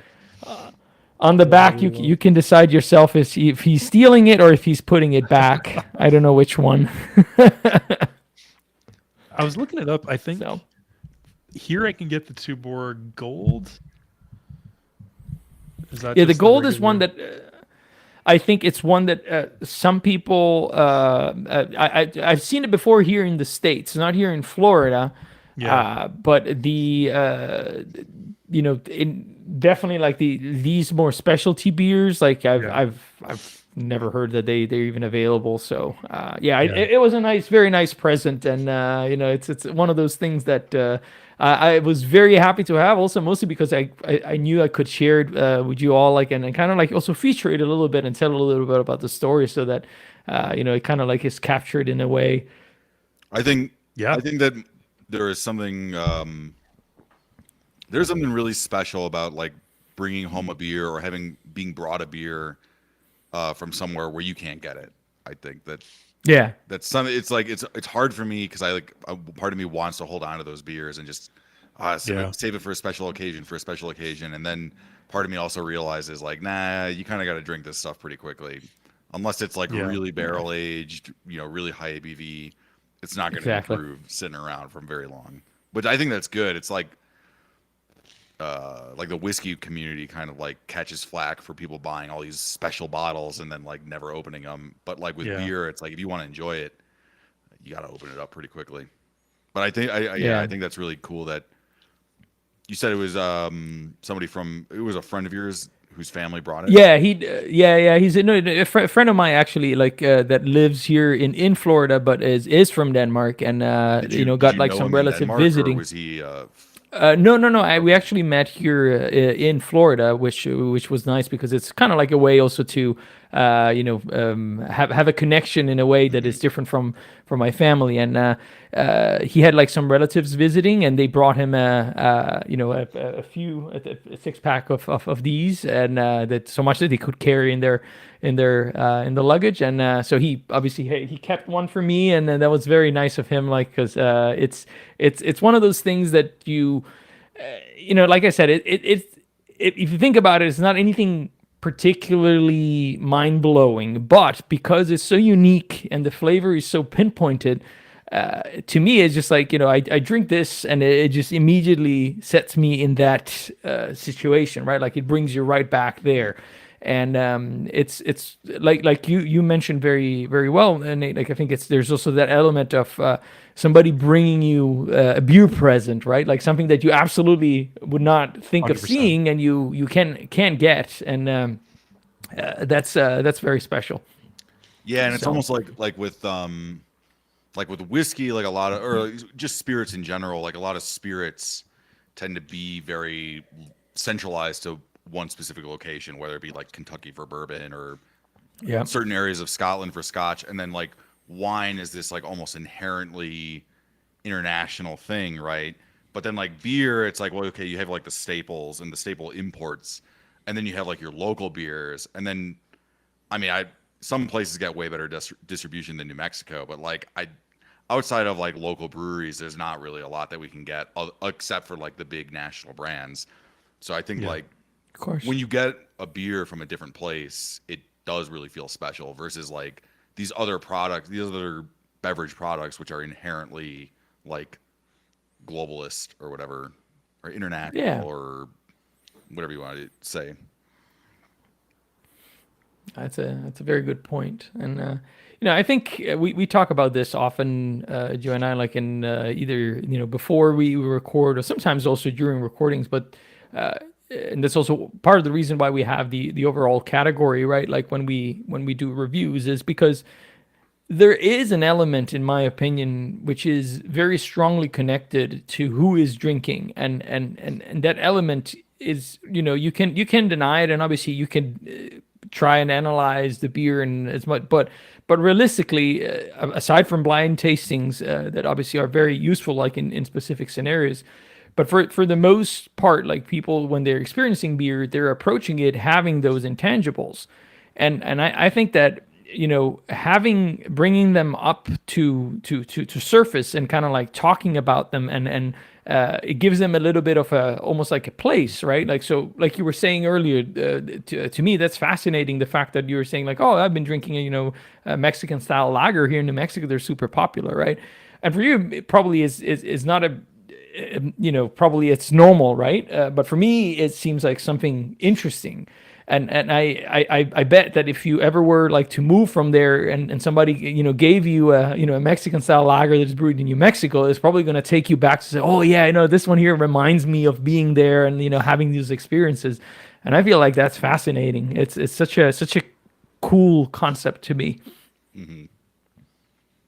Well, that's the thing with beer, right? I think more so, maybe not more so than any other kind of alcohol, but definitely more so than whiskey. I mean, there's variations in every kind of alcohol, right? When it is with wines, especially, there are variations, but you have the reds, the whites, and then there's all the variations of those too, and then of course the mixes. Of course. But with beer, there's so many categories, and there's so many styles of beer that don't even necessarily resemble what you would traditionally think of as being beer. Like, a really heavy stout, for example, like a really heavy creamy stout. Like, so if it's not everybody would associate that as being beer normally, or like a kettle sour or something. Not everybody looks at that as being beer. People who aren't familiar, like casual beer drinkers, be like, well, what is that? It's such an interesting style that has so many different possible angles of approaching it that it's so subjective, right? It's like you said, it comes down to the drinker in so many cases. There are things that are objectively good, right, that you can say, and there might be things that are objectively bad, probably, in the beer world, but everything in between, such a matter of interpretation. It's such a matter of what you have drank before, what you're comfortable with, are you comfortable with sweet beers? Are you comfortable with things that are more bitter? It comes so down to the drinker. Sure, in whiskeys you have things that are really peaty, and you have things that are like on the space side of like scotches that are much cleaner, but there isn't that massive variation like there is with beer. And I think beer is really unique in that sense. And so, but it opens up this whole wide range of opinions, right? Of what's the best beer, what's the preferable style, what makes a good beer, what makes a memorable beer, what makes something unique. It's this whole massive, huge conversation, which I think makes it so interesting to talk about, as opposed to a lot of the other styles of alcohol. And it really comes down to the person, man. Yeah, exactly. That's why we have the overall category, because it's like, as a beer experience, Take everything out of it. Like, okay, you break down the aroma, you break down the taste, whatever it might be. But from the time you cracked open that bottle or can, you poured it out to the time you're done with it, how do you feel about it? How was that experience for you? Whether it got, bad scores all the way through, or whether it got perfect scores all the way through, as an over, how Make you feel. right? Is it memorable? Is it something that stands out for one way or another? I mean, yeah, I just think beer is really unique in that sense. And of course, you can apply that to other alcohols and to a certain level, but not to the level of beer, I don't think. It's such a wide world. Well, I think that's like you pretty succinctly, I think, summarize like the I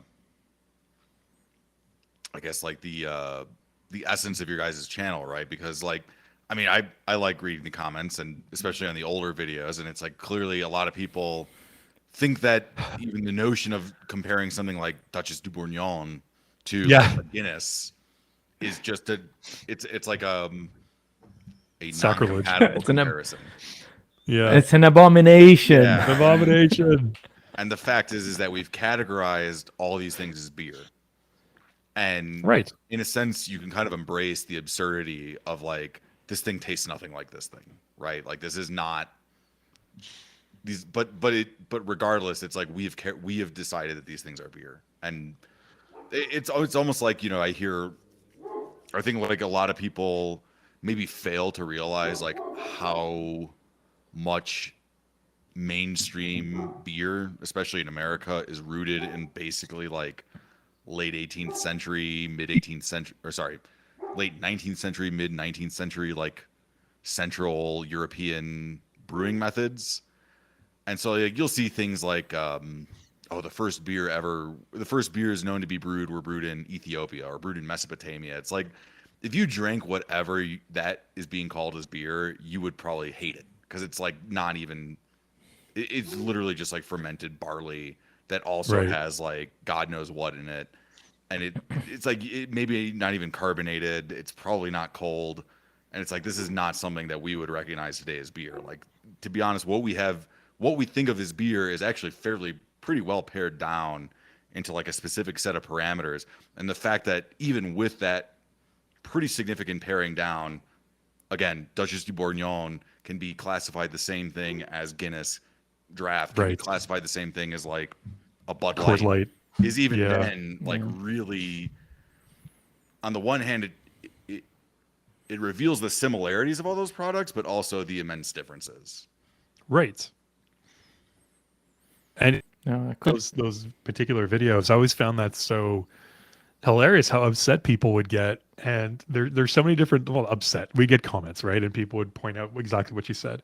And I found that really interesting for different reasons. One being like, hey, we're just two friends doing this thing for fun, talking about something that we like. Like, there's no reason to get all up in arms about it. But secondly, like there's these sort of fictional imaginary rules that people have created, these guidelines for trying to attempt something like this, like a comparison of two alcoholic beverages, that they need to have a certain percentage of things in common, a certain amount in common, to be able to fairly compare them, or else it's comparing apples and oranges. And why would you ever do that?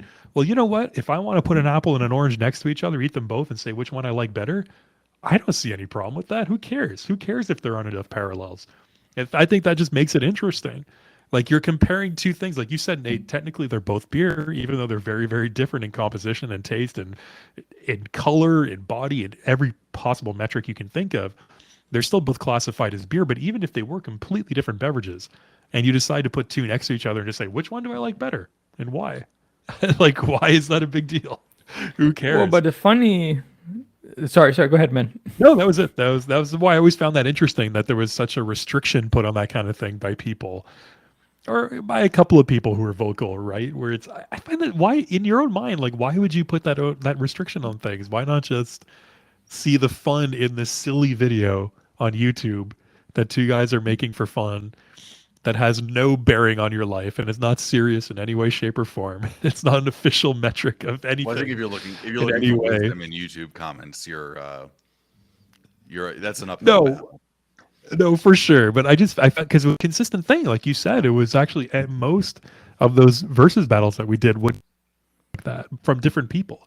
not even the same person over and over again. So it was interesting because if you have a couple of different people commenting on different videos over the course of 2 years or whatever it is, that means that it's kind of like a common narrative or a common thought for people to have. And I just found that so interesting. Why be so restrictive with it? I don't get it. Well, to me, it's one. Obviously, we had an overarching theme, which probably if people are just landing on that video, they're not necessarily. They might catch it from the intro, but there was a reason. But the other thing is that.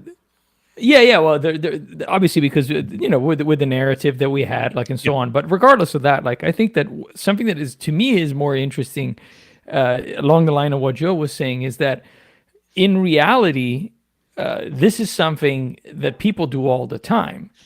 I mean, when you go somewhere, you maybe not side by side, but in a sense, like you try something and you say, "Ooh, I like this." Whatever, and then you try another thing. Ooh, I like this way better. So you are doing that as you're experiencing the world of let's call it the world of beers as you go, right? And obviously these are two completely different styles, but in a sense, like that comparison in your head at a certain point has happened, and you might have decided that one belongs in one category and one belongs in the other one, but in a sense, like the comparison has happened. Like, so to me, it's interesting how bringing that like into play and and saying, okay, well, how do we describe the differences? Because that to me, that's the challenge. Yeah, it's like if you told somebody, well, I like Thai food a lot better than I like Italian food, and they responded, you can't even compare the two. Yeah.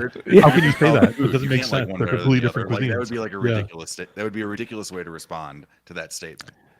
Yeah, and also you hit the nail on the head. Yeah, that's perfect. That's the perfect analogy. And like Alessandra said, there was a reason to it. When we were doing those versus battles, it was because every time we got a new perfect beer, it had to challenge the ultimate beer. So there was a storyline behind why these beers were getting set up against each other. It wasn't randomized, and that was even explained. But it's just it's interesting that a lot of people. In the world of alcohol too, I mean, it's the same with whiskey, it's the same with wine, right?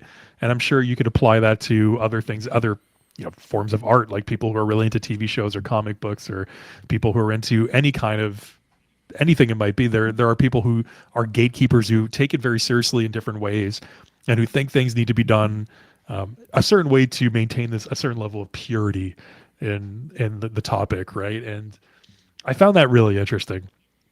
And it's a beautiful thing because people are passionate.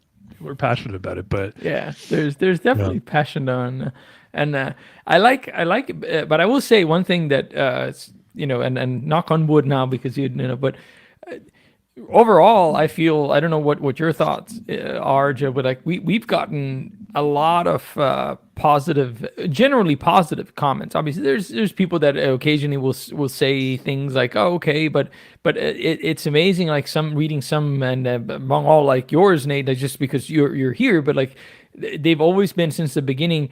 If not anything supportive, but expressing your opinion, which I find incredibly endearing. Because to me, if you feel, I'm a person that doesn't comment a lot, like in general, like I watch, but it's not my what I tend to be. Some people might like it. I'm not that kind of person. So if I do, it's really because like I feel like I feel the need of communicating something. So right. I feel like as if somebody's coming out and saying like and stating their opinion, to me that's very important, because like it just goes to show like, okay, well, you felt comfortable enough from whatever you saw to say like, hey, like this, I just want you to know my opinion, or what I am thinking about it.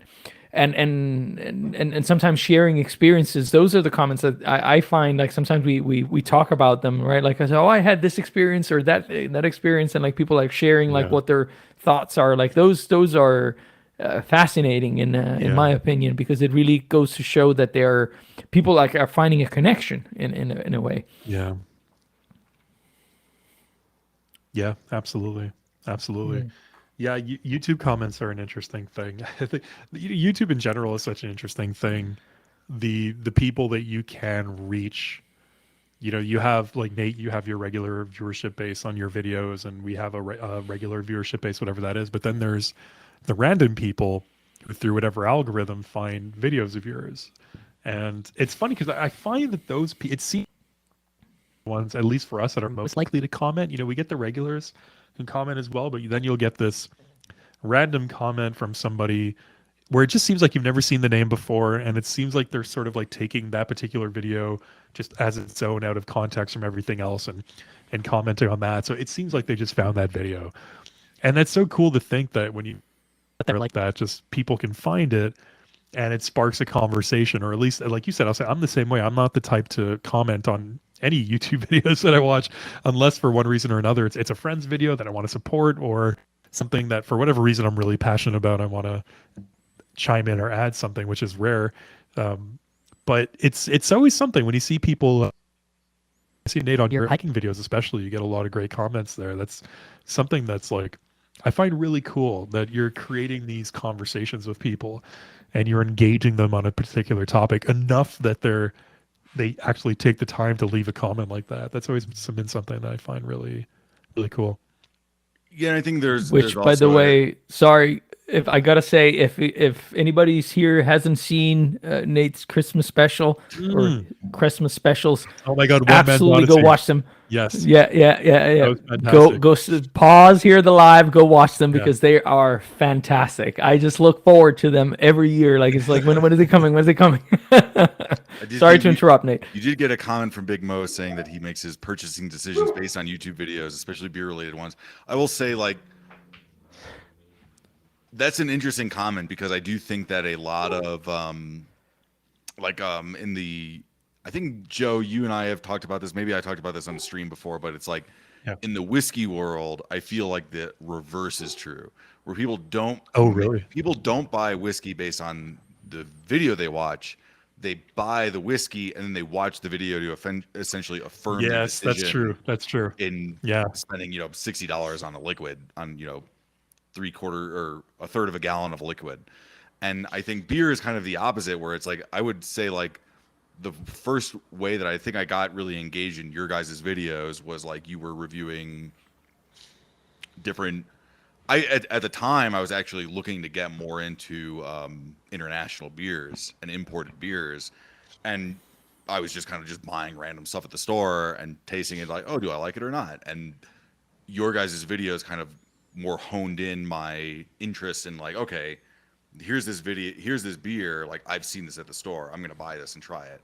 And so I think that's pretty cool, and that's definitely a difference between like beer and more like high investment spirits. Like I do think actually ironically on the lower end, beer YouTube tends to be more I'm watching this video to affirm my decision of the fact that I only drink Miller Lite, Right. or That's a good I point, like man. reading That's a comments, very good watching point. videos and you see stuff and it's like, why is it that like cheap beer videos get the most views? On the one hand, it's like, well, these are the most available, so it's going to be the most relatable to people.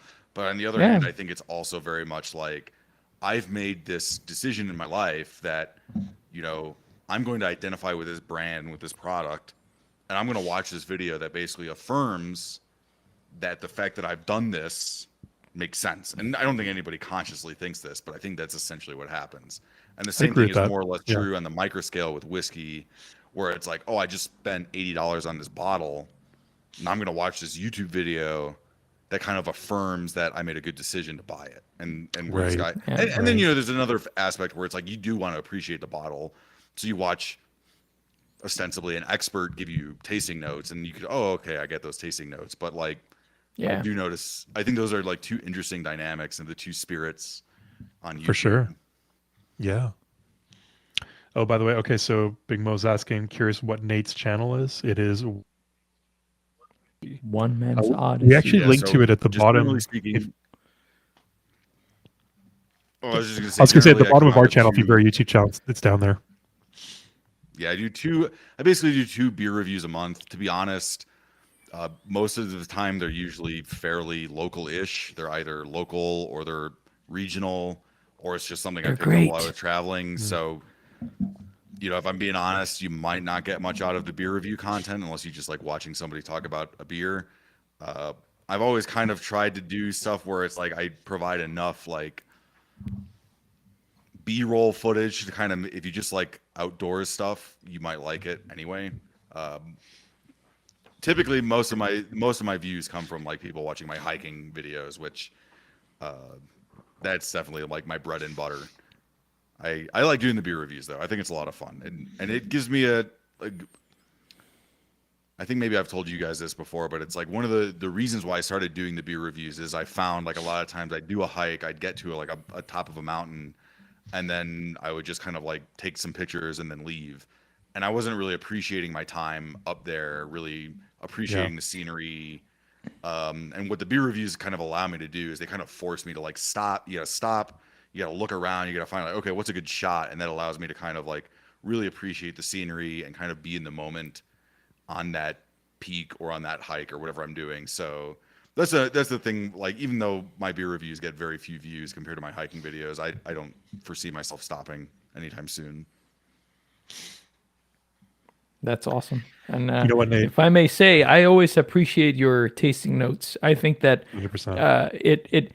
it has like and there's something to be said also about having the beer. Like we talked about this, like after a hike, right? Like so, I feel like that also captures that element in a sense, like, and the appreciation you have for it, and it's a real thing because you're on, most of the time you're on top of the mountains, like apart from a couple of recent videos that like you mentioned, but really like that to me is incredibly fascinating, and I just love also hearing. It's always nice to hear if it's a beer that I've had, even more so like what comparison there are there. So yeah. Well, and then it's probably lost on most viewers, but I think the other thing that's interesting about it is like I do make, I taste it at home in fairly ideal conditions, right? Good glassware, refrigerated to a temperature that I think is appropriate for the beer, and I make my tasting notes. And then a lot of times, I kind of like I'll try to more or less like memorize those tasting notes, so I kind of like have a rough script to go off of, but really the thing is like a lot of times if the beer is a different temperature, or the fact that I'm drinking it directly out of the container, that will oftentimes bring in completely different notes or completely different balance to the notes. I think in particular, like there was one beer I did around like last February. It was the Wexford Irish Cream Ale. I don't know if you guys have ever had that one. Yeah.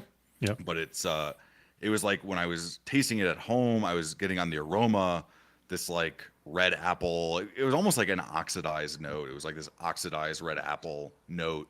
Okay. But I was not getting it at all in the flavor.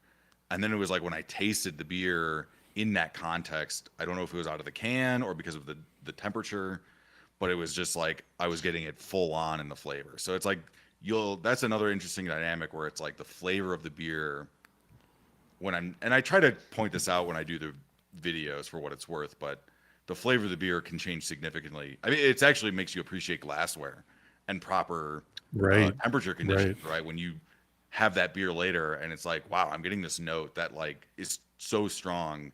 And when I was tasting it at home, it was like a minor note. It's pretty interesting. It's kind of a fun experiment, actually. Absolutely. Yeah.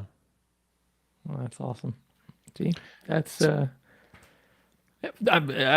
wasn't saying anything. That's awesome. Like I was just going to say that.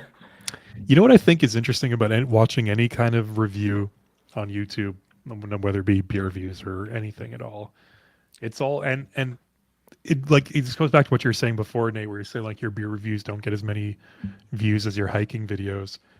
I think it's like one with YouTube, unless you're at a certain level, you're doing it for fun. You're doing it because it's a passion, right? Like you're not making money off this. It's really something that's a hobby. It's an artistic hobby. It's something that we do because it's a social thing. We get to do it together, and it keeps our friendship, strong and alive, and it keeps us communicating. And we're both, creative people who like to have this kind of outlet, and we do it for that reason.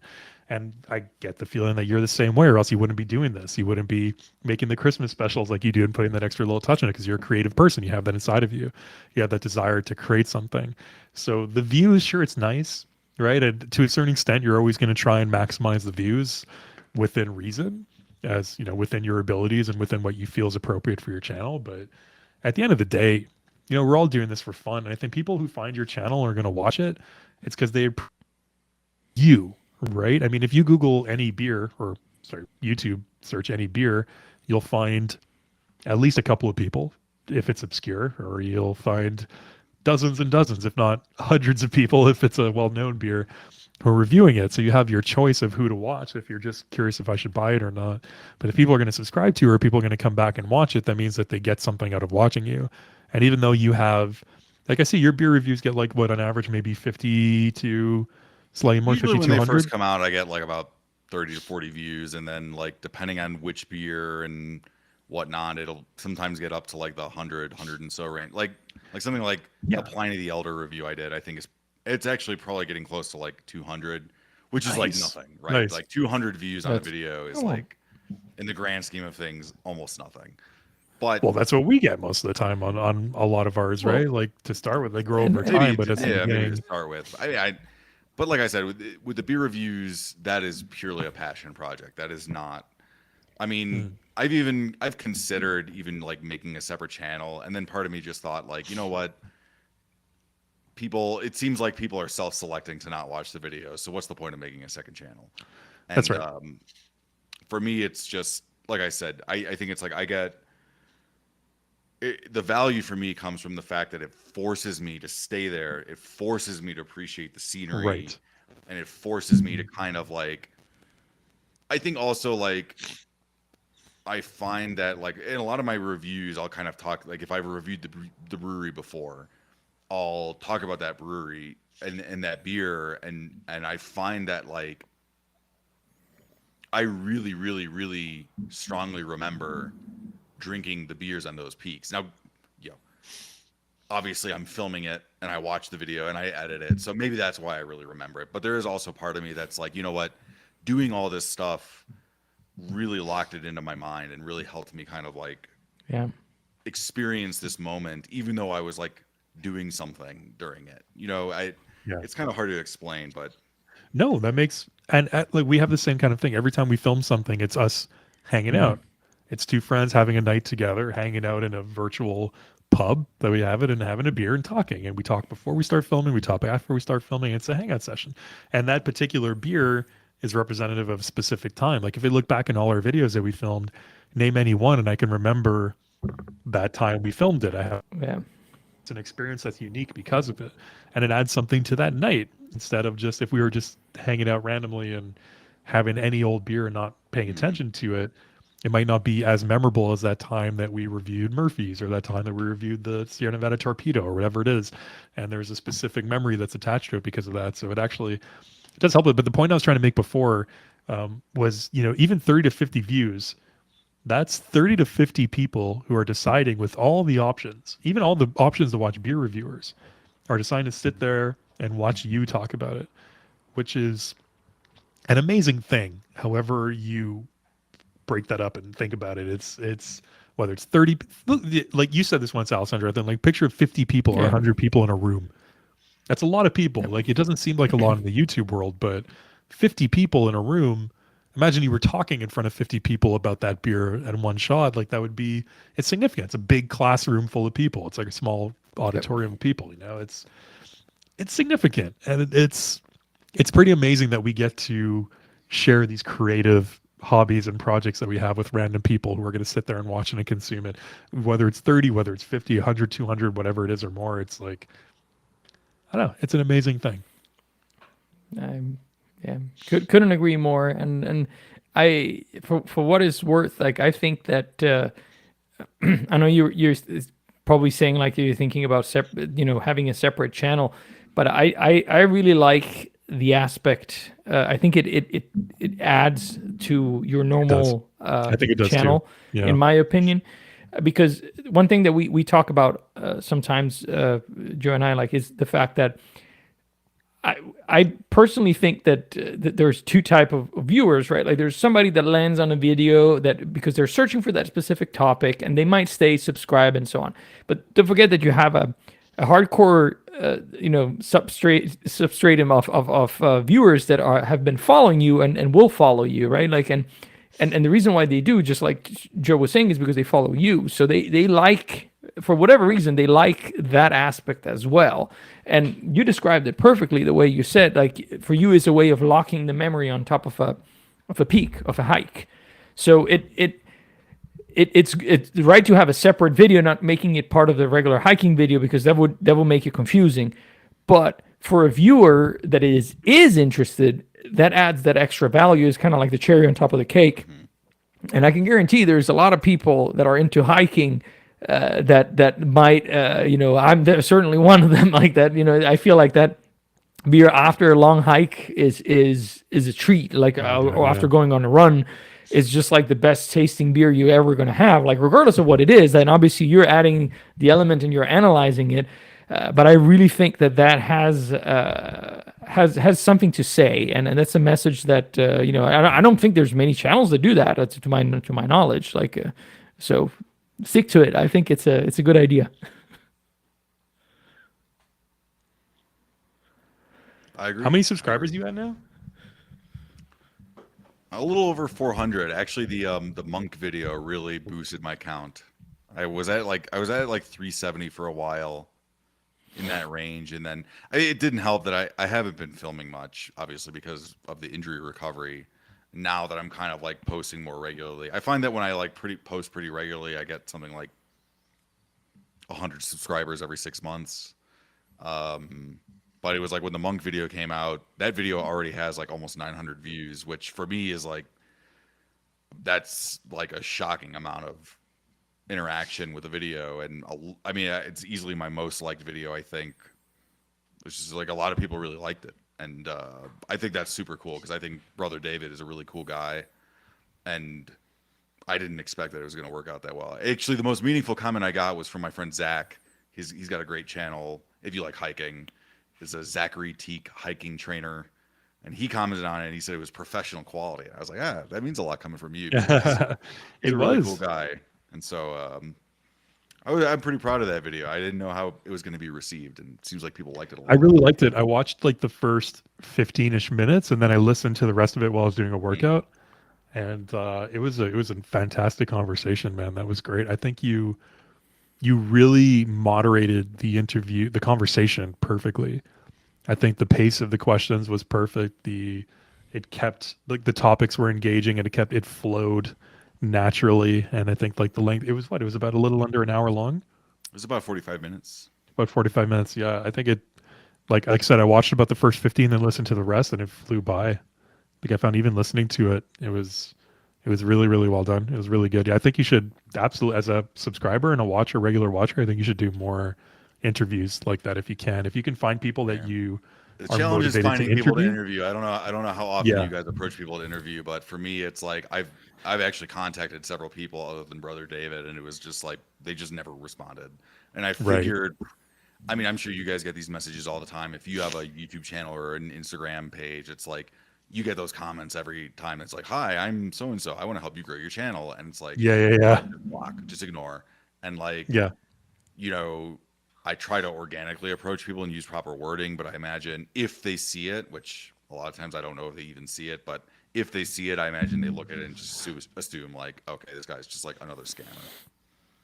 I think in those cases, it's the fact that they don't see it, because I can't imagine, like imagine you getting a request from somebody who's interested by you and wants to talk to you and wants to take the time to interview you.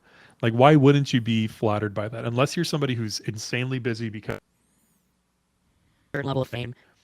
Like, why would you not be engaged by that to the point where you at least consider it and respond? You know what I mean? I think that's, especially in the beer world, I think how often do people in the beer world get requests to do interviews, right? I'm sure if you're of a certain stature or work for a company that has a certain notoriety, you might get it relatively often. I'm sure it's not every day. I'm sure it's not every week. Maybe not even every month. So when you do get one, would you actively ignore it? I don't know. I think it's a matter of either, like you said, it either gets filtered somehow into spam or misconstrued as spam or just missed. But I know what you mean, because we've tried to reach out to a lot of people without success, without even getting a response. Like we've tried to reach out to, you ever seen the channel Real Ale Craft Beer?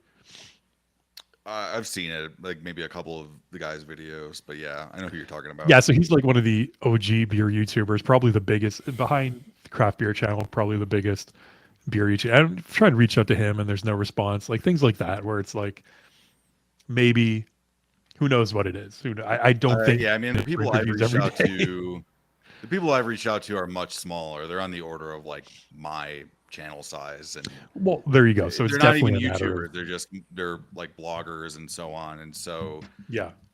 the fact that they're not answering to me says that they probably saw it. It's it seems to me very unlikely that they saw it. You think? Or if they didn't see it. I mean, it seems way more likely that they saw it and chose to ignore it. Can- But there's no way for me to know. I suppose maybe One could thing that try I will harder say- and email sorry. somebody, but go ahead. Well, what I was going to say is that one thing that I think for us, like Joe was saying, like we also get no response, like, so it's not that, but one thing that I think for us, like, helps a bit or has helped a bit, at least in the first few interviews that we had, being especially during the pandemic, was the fact that we leverage the fully online, so what you usually are a pitch is like, hey, like we're not going to take much of your time. It's just like 1 hour. Right. And so all you need really is just jump on a call, which during the pandemic, everybody was used to. So, it's like everybody had a setup or a laptop or something, so it was relatively easy to also convey as a concept. So I guess like that is something that thinking back, is something that maybe for us was like, it's a limitation, but it's also an advantage in some scenarios, because I mean, we already have the setup. That's just how we normally film, how we record. So it's just like, okay, now we have another person. Yeah. So it's just about coordinating the time. Yeah, I mean, I always I would always prefer to do in person, but definitely when I set out to approach these people, I always thought like, well, maybe it'll have to be online. With that said, I never did say when I approach people like it'll be online if you want it to be. I just sort of said like, do you want to do an interview? And then it's only been like a couple people that I've approached that never got back to me. So it's not very few data points. One of the guys doesn't surprise me that he didn't get back to me, just because he has basically zero social media presence aside from a YouTube channel, which is maybe the worst YouTube channel I've ever seen. And his main product is not his YouTube channel. He's a very prolific hiker in New Mexico. He's an older guy. I think he's in his mid 70s, and he set out to hike, I think, the 120 tallest mountains in New Mexico, and he did all 120 minus 2, which are on Taos Pueblo Indian land, and he just couldn't get permission to do them, and so he just said, you know what, I'm never going to be able to do these, so I'm just saying I'm done. And he has a YouTube channel where he comes out, where he will post like, it's almost like a video photo album where he'll share all the pictures, and he'll like in real time overdub some audio about the hikes, but then that's it. And so he's definitely not like what I would call a YouTube channel. He's more of a presence on these like websites where you write trip reports about the hikes you've done. And so the only way I could contact him was through his YouTube channel. And like I said, I have this feeling that like the YouTube channel is a very, it's just something that he's like almost doesn't care about. And so that doesn't surprise me they didn't get back to me. Yeah. You never know, man. Like it's I guess like don't give up. I think that there's potential out there for who knows, like you're gonna find like new potential collaborations. I think it's something interesting because speaking for us, like I think every single interview we've done or session we've done with people, including with you, and then that's why we're always so happy to have you on a regular basis, because we truly enjoy your feedback, but also your company. It's just like you get a different perspective, and you learn a little bit every time, and it just like, I don't know, I find that extremely valuable. I don't know what your thoughts are, Joe, if you have anything to add to that, but it's just like almost like a very unique experience. Like whenever it happens, right? Like it locks it in time in a way, right? Like you had this conversation with this person, and it just makes it very special. It's a very unique form of YouTube content creation, I think, when you're doing those kinds of interviews or conversations, like podcast type conversations. Let's say it's different than the standard filming of something, some kind of episode, the editing, the pre-planning of the episode in some way. It's fun. It's more off the cuff, of course. It's a little bit more not necessarily nerve-wracking. I think the first couple of times we did it was a little nerve-wracking, but we're kind of used to it. But I know what you mean, Alessandro, where it's kind of like it's a special experience, because especially doing it the way we do it. I mean, doing it in person too, I'd imagine it's the same thing, but you get this person on a call, they pop in, and we've been, lucky enough that we've had people agree to talk to us who we knew of because they either have a YouTube channel of a certain size. A lot of people we talk to are YouTubers, or, people who work at breweries that we know really well, who have significant positions. So we were excited to talk to them. So there was kind of going into it, there was an aura about it for us that made it really exciting and unique. But yeah, those were all, especially the one with Matthias. The one with Steve was big. That was fun because when we did that, I think we had like 150 subscribers when we talked to it was something ridiculous. Steve Gilson from Guinness. And the fact that he was like, we were just such big Guinness fans. And now he's done like, there's a channel called the Guinnesseurs who have done a bunch of stuff with Steve. And like, he does a lot of interviews now, but at the time, if you Googled his name, there was like Guinness had like one promotional video that featured him, but there was no sort of like long form conversation with him. For somebody who was like a long standing master brewer for Guinness, like we were just so like how has nobody talked to this guy yet to ask him a million questions about this, especially because Guinness was very much in the zeitgeist of the beer world at the time. And so that was probably the most memorable for me, because we were just like a couple of months into the channel and like just starting to do this stuff, and a minuscule, like I said, like 100, I don't even remember how many subscribers we had, but it was not much at the time. And yeah, that was an interesting experience. But that was another thing where we just reached out and we reached out to him on Instagram, and you get a lot of no answers, like you said, Nate, but every once in a while somebody bites and they're just like, hey, yeah, I'm flattered you want to talk to me. Sure, I'll talk to you. And they go with it. And yeah, it's just like a numbers game. It's like dating almost. I try not to think about those times. What? So I try not to think about those times. Approaching people, yeah. Yeah. Well, but speaking of sessions, I will a little tiny announcement. There is one lined up that I think you're gonna find very, very interesting. That we're gonna actually film next week. And I don't want to spoil too much, but it's a very unique concept. Let's put it at that. And what's interesting is that it involves like it's not the regular interview, but there's also some brewing involved. So I think it's something that will be very interesting, or at least so far it has been for us. So we'll see how the session goes, and but it will probably come like sometime soon. I'm thinking. So I love how you maintain an air of secrecy with things, and like you want to keep the surprise. And I'm just like, we want to talk to Bruce Dickinson. We need to know how to do this. I'm just like all out with it. I know you're not talking to Bruce Dickinson, because if you were, you'd be on a first name basis with him right now. You wouldn't have to call him Bruce Dickinson. You just say, "That's right. Yeah, we're talking to Bruce next week." We're talking to Bruce. But I'm like all open with our plans, and I love that Alessandro maintains this like air of secrecy. He's all about like the show. Love that. But there's a difference there, because like I think if we had an interview with Bruce Dickinson, I don't think he would have led that way. I think this is different because this is locked in, so we know already.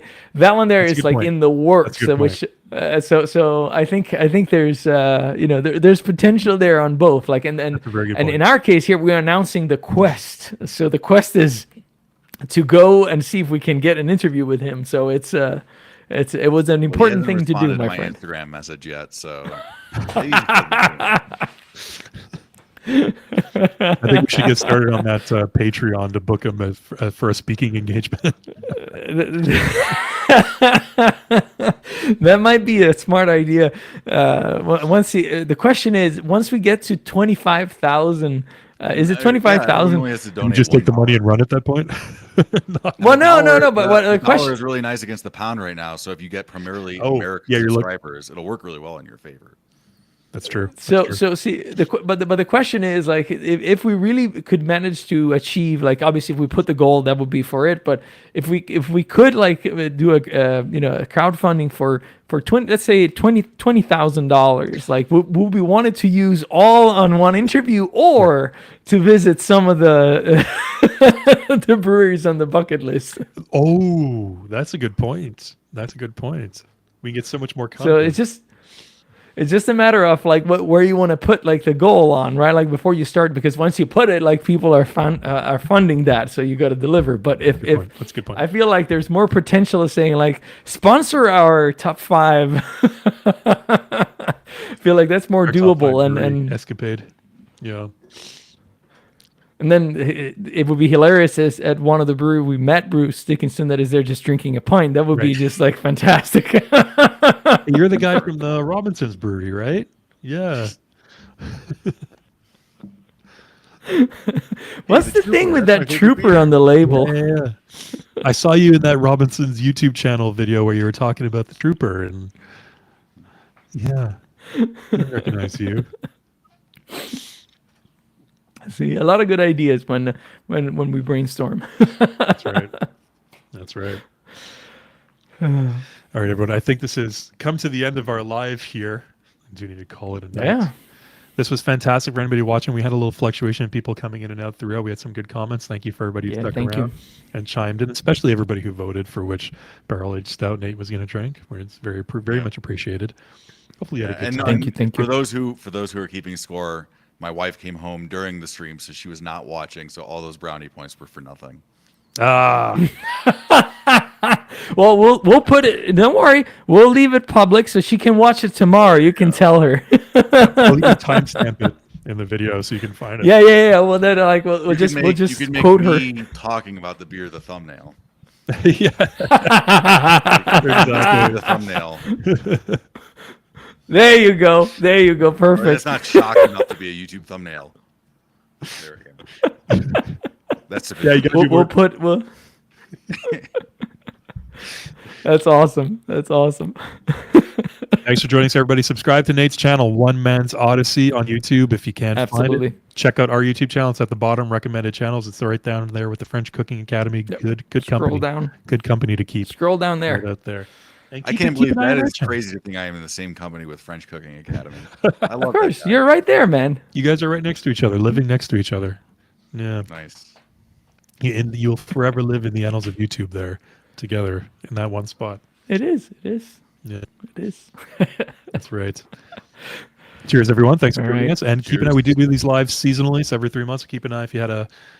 And if you want to Cheers. see more of these, let us know as well. Let us know if. And Yeah. if you do, maybe Right. we'll start a poll on which night we should do them if we do them to capture the most beer explorers at one time. But yeah, let us know. Let us know your thoughts down below if you were watching. And cheers. Let us know what you had. If you did open and close your beer brackets along with us, what beers you did enjoy, and keep an eye on the channel. Lots of good things coming. We may be talking to Bruce Dickinson at some point. We may or may not. No, you will Exactly. be. You will be. Or we will may be. just document our attempts to talk to Bruce Dickinson and where that brought us. We'll see. We'll see. Cheers, everybody. Cheers. Cheers. All right. That's